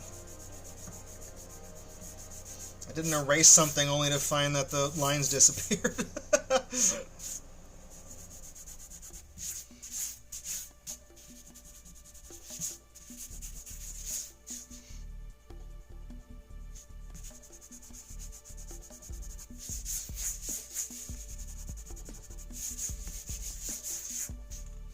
All right.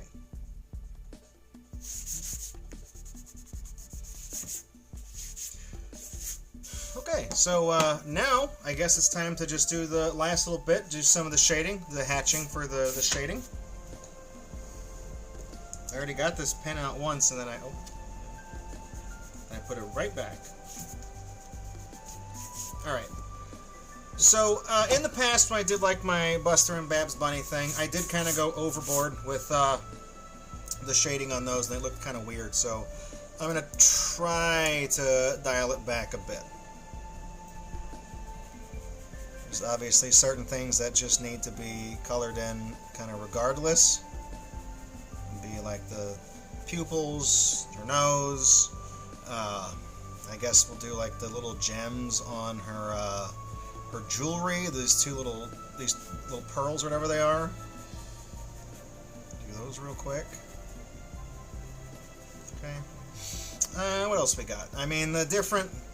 So like the center diamond is. There's like different colors though. So it's like magenta. It's like tan, magenta, tan, and then green. So we're we're doing this in black and white, so.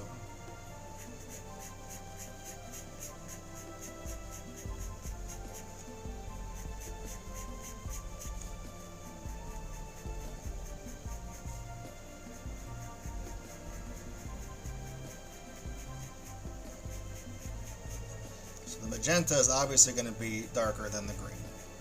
But the green might also, I mean, I might just ignore the illusion of trying to make the green look less dark than the other, because it is it's on the edges of the dress, and that's gonna kind of be shadowed anyways, because it's the edge of her body, it's the sides of her body. So we'll see. So one important thing, you know, I'm trying to give some advice. People are watching this, they want to do art and stuff like that. When you do hatching, you know, you kind of always want to I always go, you know, up, down, and up 45 degrees. Pick whichever motion you want to do, and then don't change it. When you start doing the hatching and stuff like that, always keep them going the same way. Because if you start doing an opposite, that's called cross-hatching. That's a different technique, it's a different style, and it's going to look different. There's a different kind of mastery to it, so you got to be careful with stuff like that. What I do is just regular hatching. It's very common in early furry comics and things like that. It's kind of where I learned how to do the style. All right. So those are the backs, you know, the back of her dreadlocks that we were talking about earlier. So let's see. I guess we're definitely going to have some right here.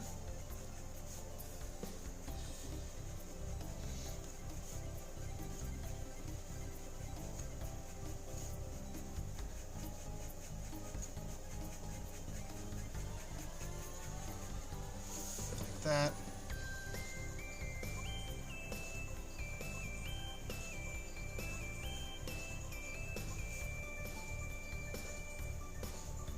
Is this Earthbound? No, Crash Bandicoot. I heard I thought it was when you're flying in the transport ship.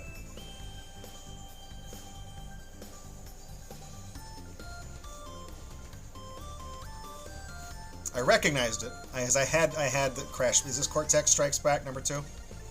It's like the hub world, right? I think so, yeah. I had this game. When I got I was a late comer to the PlayStation. I actually talk about this on my blog, Speak of the Devil. I had a journal called Christmas 1998, and I talk about how I got a 64 early on. I wasn't really a PlayStation kind of guy. Thought the games looked cool. They were on CDs, like a computer. That was cool, but it's like, you know, Nintendo, they had Mario, they had Bomberman, they had Yoshi, they had Star Fox. You know, they had all the games I knew. So I didn't get a PS1 until after I saw an advertisement for Spyro the Dragon, and I fell in love with him. I saw that because Banjo-Kazooie had come out that same year for the 64, and I was playing that. I thought that was a good game. I really liked it. And then, you know, Spyro looked just more like that, but there was all dragons. So, oh, did I blip? Oh, yeah, the chat hiccuped. So, yeah, I did, liked Banjo-Kazooie.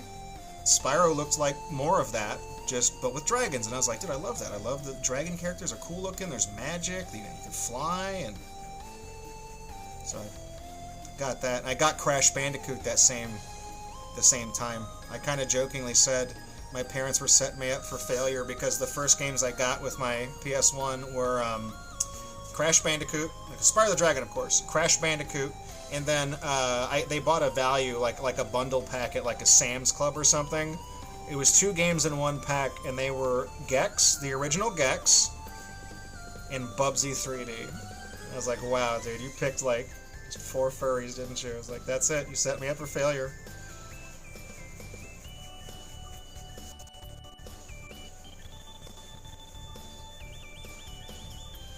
I mean, it sounds like a weird gift. Like, who the hell? Why would you give someone a copy of Bubsy? But I did. I was kind of a strange child. I did actually like the original Bubsy games on the Sega Genesis. I thought they were fine. I liked them. Yeah, because it's one of those things where it's like you kind of had the games that you had. You know, Bubsy's not exactly a system seller. It's kind of a bargain bin game in and of itself. So those are just the ones I had as a kid, and those are the games you played. You know, that's it. Save up your allowance. Maybe you can get, you know, the next Super Mario World or something, but it's like you take a gamble on it. So Bubsy games are cheap. They're on clearance. Those are the ones you're gonna play, man. When your family's strapped for cash and stuff, like you make do. So I actually did the original Bubsy games. I've played them, you know, more recently, and I'm like, yeah, they're kind of bad. But like back then, I thought they were fine for what they were. So when I got Bubsy 3D, like my parents, I didn't know Bubsy 3D was a thing. But my parents saw that. They're like, isn't that the game that Lewis likes? Likes the cat, right? Bubsy. He has that game. We'll get him the new one. Honest mistake.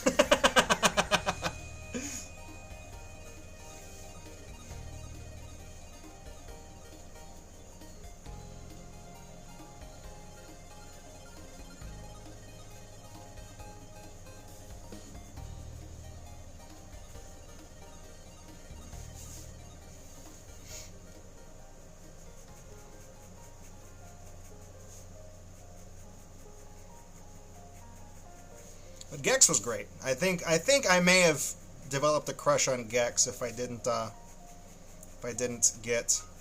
play Spyro first. That was the first game I opened up on Christmas because that was when I asked for it. I liked Gex.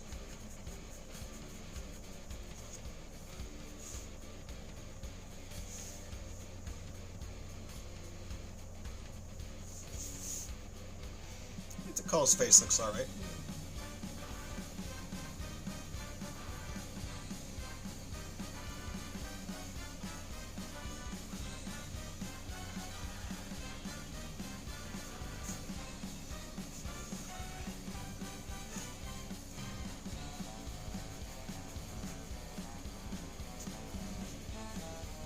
Now this game, Paper Mario, I couldn't get into it.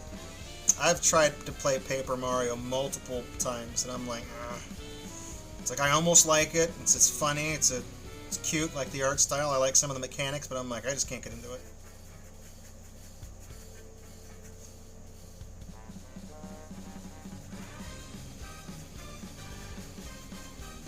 This sounds like a Chips Ahoy commercial, man.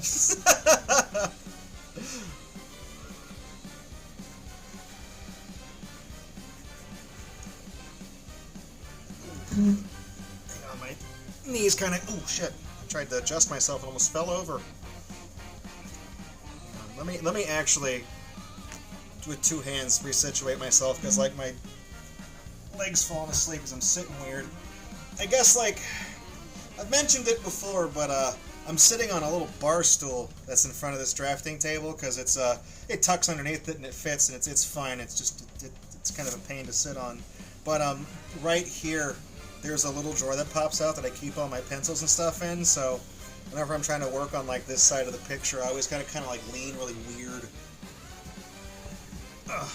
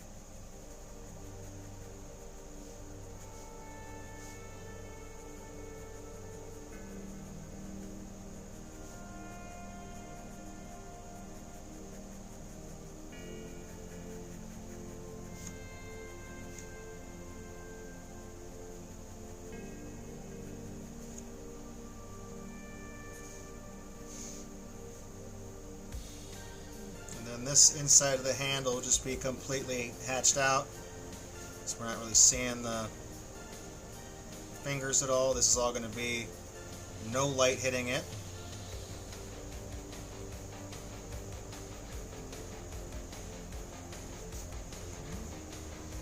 And this kind of the underside right here.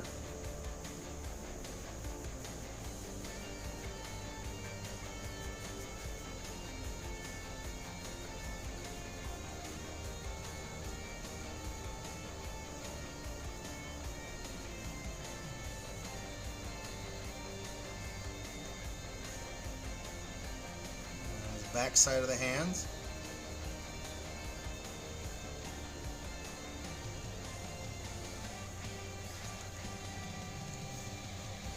Okay, looks good. It's alright, I mean,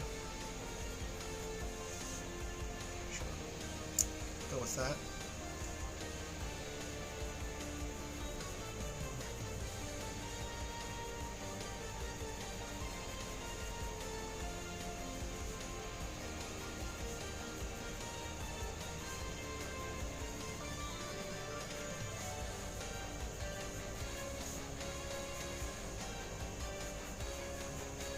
My one problem is that I have a tendency to kind of like adjust the shape of the stroke when I do it sometimes. It looks a little strange whenever I...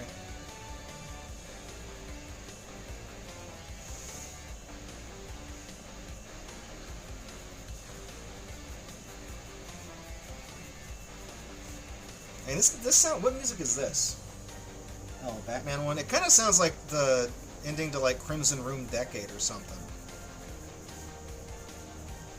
The guitars, at least.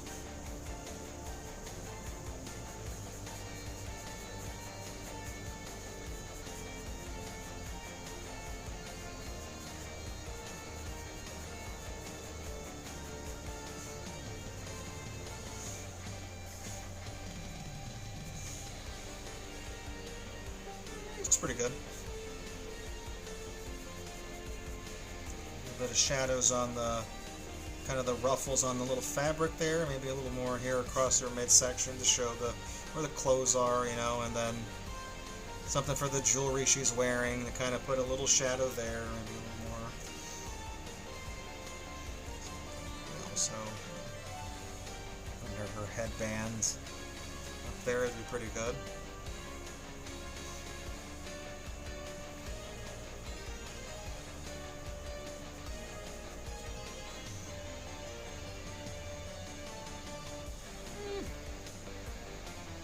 Looks alright. Sure. Alright, and then over here, of course, all of this section of the bangle, guess that's what that's called, wristlet.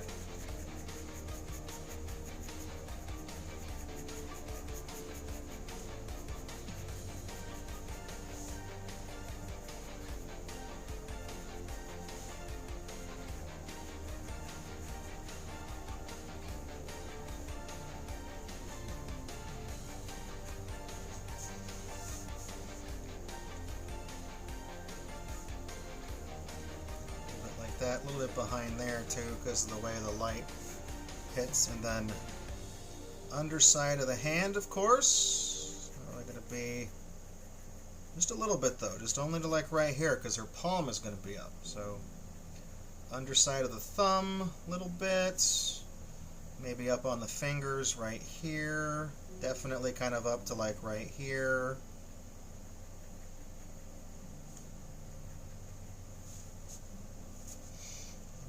Maybe some little hashes kind of in like where the hand kind of tucks, you know, the center of the hand a little bit, kind of leading up. Yeah, it's alright.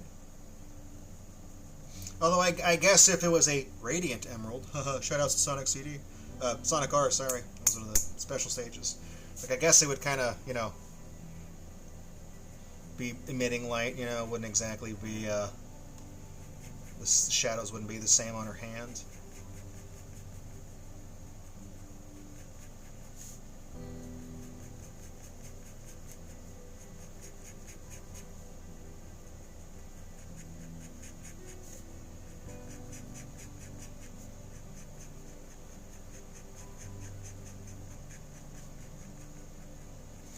Okay, I'm going to try to do something a little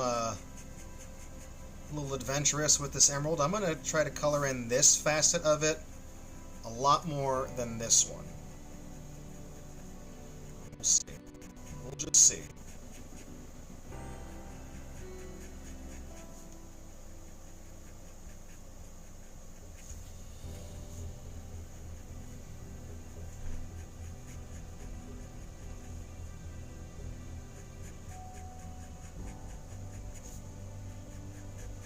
Was Tikal in any other games? I think she was in like Sonic Shuffle, right? Like the party game. That was also a Dreamcast title, though, so that would make sense for her to be there because Sonic Adventure was a Dreamcast game. Is she in like Advance or anything? Like I don't. Not even as like a playable character, but just like in the game. You know what I mean? I don't know.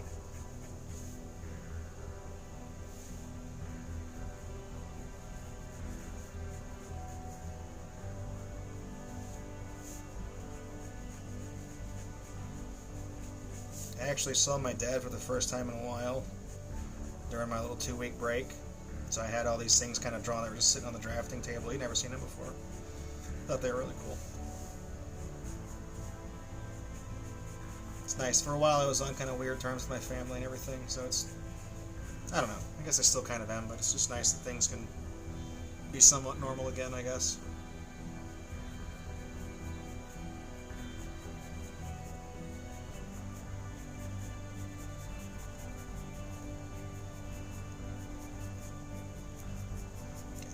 Legs, and then kind of like we are going to have, because this leg is behind the other one, so we are going to have some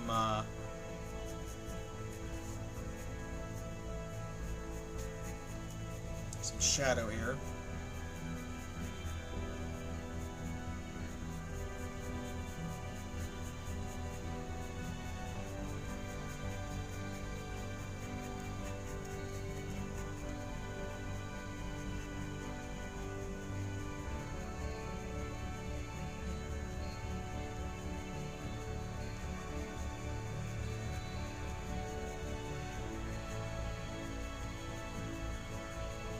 Remember how, like, did you guys ever watch on Twitch, they had, like, the Bob Ross channel? Remember when that was, like, new, when it was, like, a big deal, that they were just doing joy painting and stuff? One of my favorite little things that people did on that channel was, like, every time Bob would finish a painting, there'd be, like, GG, you know, like, you know, speed runs and stuff like that.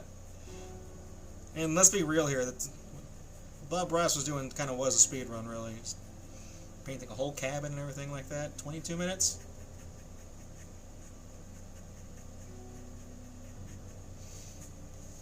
Imagine if I tried to paint. I mean, I do paint sometimes. I haven't really finished any paintings. A lot of the ones I've done so far, I've given out as gifts to other people. So unfortunately, I can't just bring them on camera and show them to you right now because I've given them away. Just to friends and other people I know.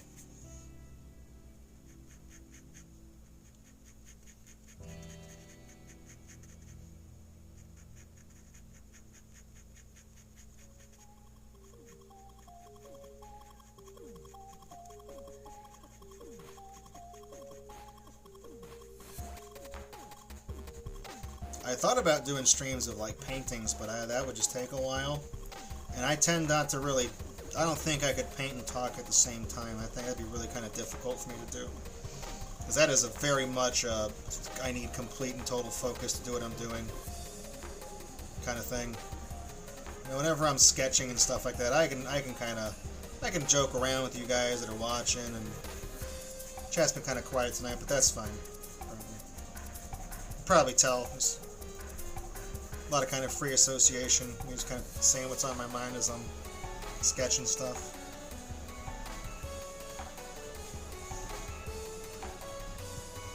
So, anything I'm leaving out? No.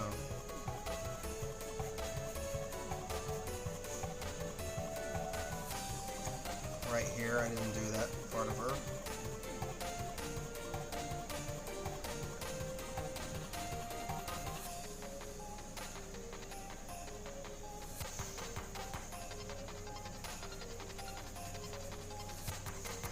I can darken some of the areas. I know trying to darken things too much is definitely what kind of messed up my Buster and Babs Bunny piece, but some of this I feel like I probably could darken up a little bit.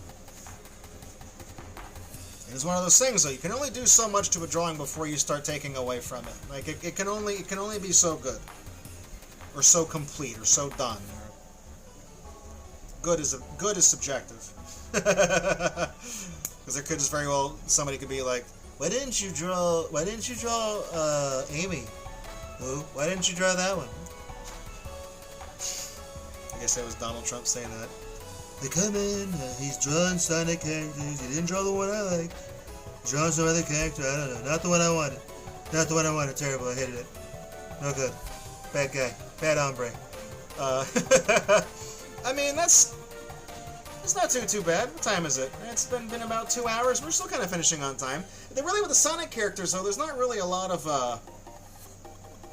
I guess there's, like, less, I don't want to say less detail, but, like, I guess because the way the bodies are shaped and stuff like that, it's just, there's not as much, you know what I mean?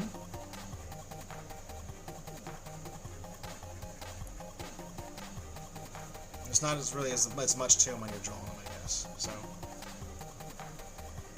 Not as much to worry about. Let me just make sure that when I look at this, that I didn't, like, forget to do something, because there was, like, I think Buster Bunny, whenever we were doing, like, because I did 2 streams for those 2. I didn't do his teeth, because I wasn't sure how it would look, so I wasn't sure if I was going to do them or not. So I kind of left them off. I'm going to do some light hatching on this side of her head, because it is technically behind her. Okay, see? There, see? I feel like I should probably stop. Alright. Let me get out. Since she's holding an emerald here, put the signature over on the right side, I guess, because that's, you know, there's nothing over in this space. Here we go.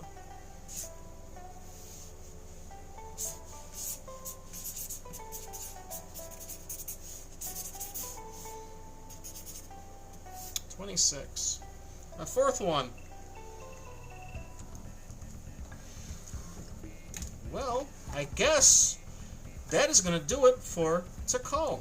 Thank you, everyone, for tuning in. Had some lurkers and stuff like that, just hanging out. Sorry if it's a quieter night, it's fine. And, of course, if you're watching this on the little, whenever I mirror them on YouTube, because Picarto doesn't save my streams, so, you know, whenever I put this on YouTube, if you're checking those out as well, I appreciate you swinging by.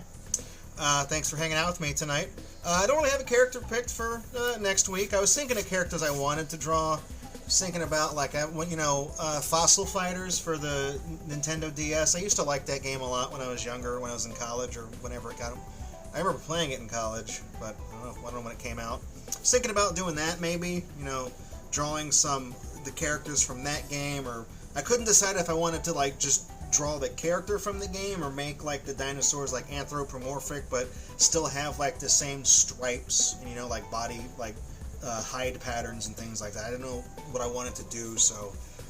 because it's one of those things where it's like, you know, Fossil Fighters, I've got the strategy guide from it, and there's probably pictures of all the characters in there, but it's one of those games that, like, you know, nobody really remembers or cared about, so, you know, looking for, like, there's not going to be a wealth of reference pictures for it, so I was like, if it's a T-Rex, there's plenty of pictures of T-Rexes out there, so I could just draw a T-Rex, but then keep, like, the stripes and stuff like that, or, like, the crest on the head or something, like, the stuff that makes them that character, just apply it to a more, you know, generic kind of dinosaur. I don't know. We'll see. There's also other cartoon characters I could draw. I was thinking about... Who was I thinking about? Oh, I was thinking about Peter Packrat the other day from the arcade games, the Atari game, like 85, I think, Peter Packrat. Thought about that one. That's cool. No one's really probably drawing him, like, ever. I used to play that game all the time when I was at Showbiz Pizza, before it was Chuck E. Cheese. They had a Peter Packrat cabinet there, and it took me forever to, like, figure out, like, how that game actually worked. And when I did, it was one of my favorite games. So, I might do Peter. The thing is that he's kind of a basic character. He didn't wear any clothes or anything. He's just kind of just a cartoon character, so, I don't know. But, well, I'll take a look. I'll think about it. I got a week to think about it. So, anyways, I'll let you guys go for the evening. I hope the rest of y'all's weekend is enjoyable. I love you. God bless you. And I'll see you back here, you know, same time, same place for whatever I decide to do, whoever I decide to do. I don't think I'll have an actual little figurine. This was just kind of a last-minute thing. I was like, oh, look, they got this again. So that kind of made up my mind for me. But anyways, I'll see you guys later. Good night.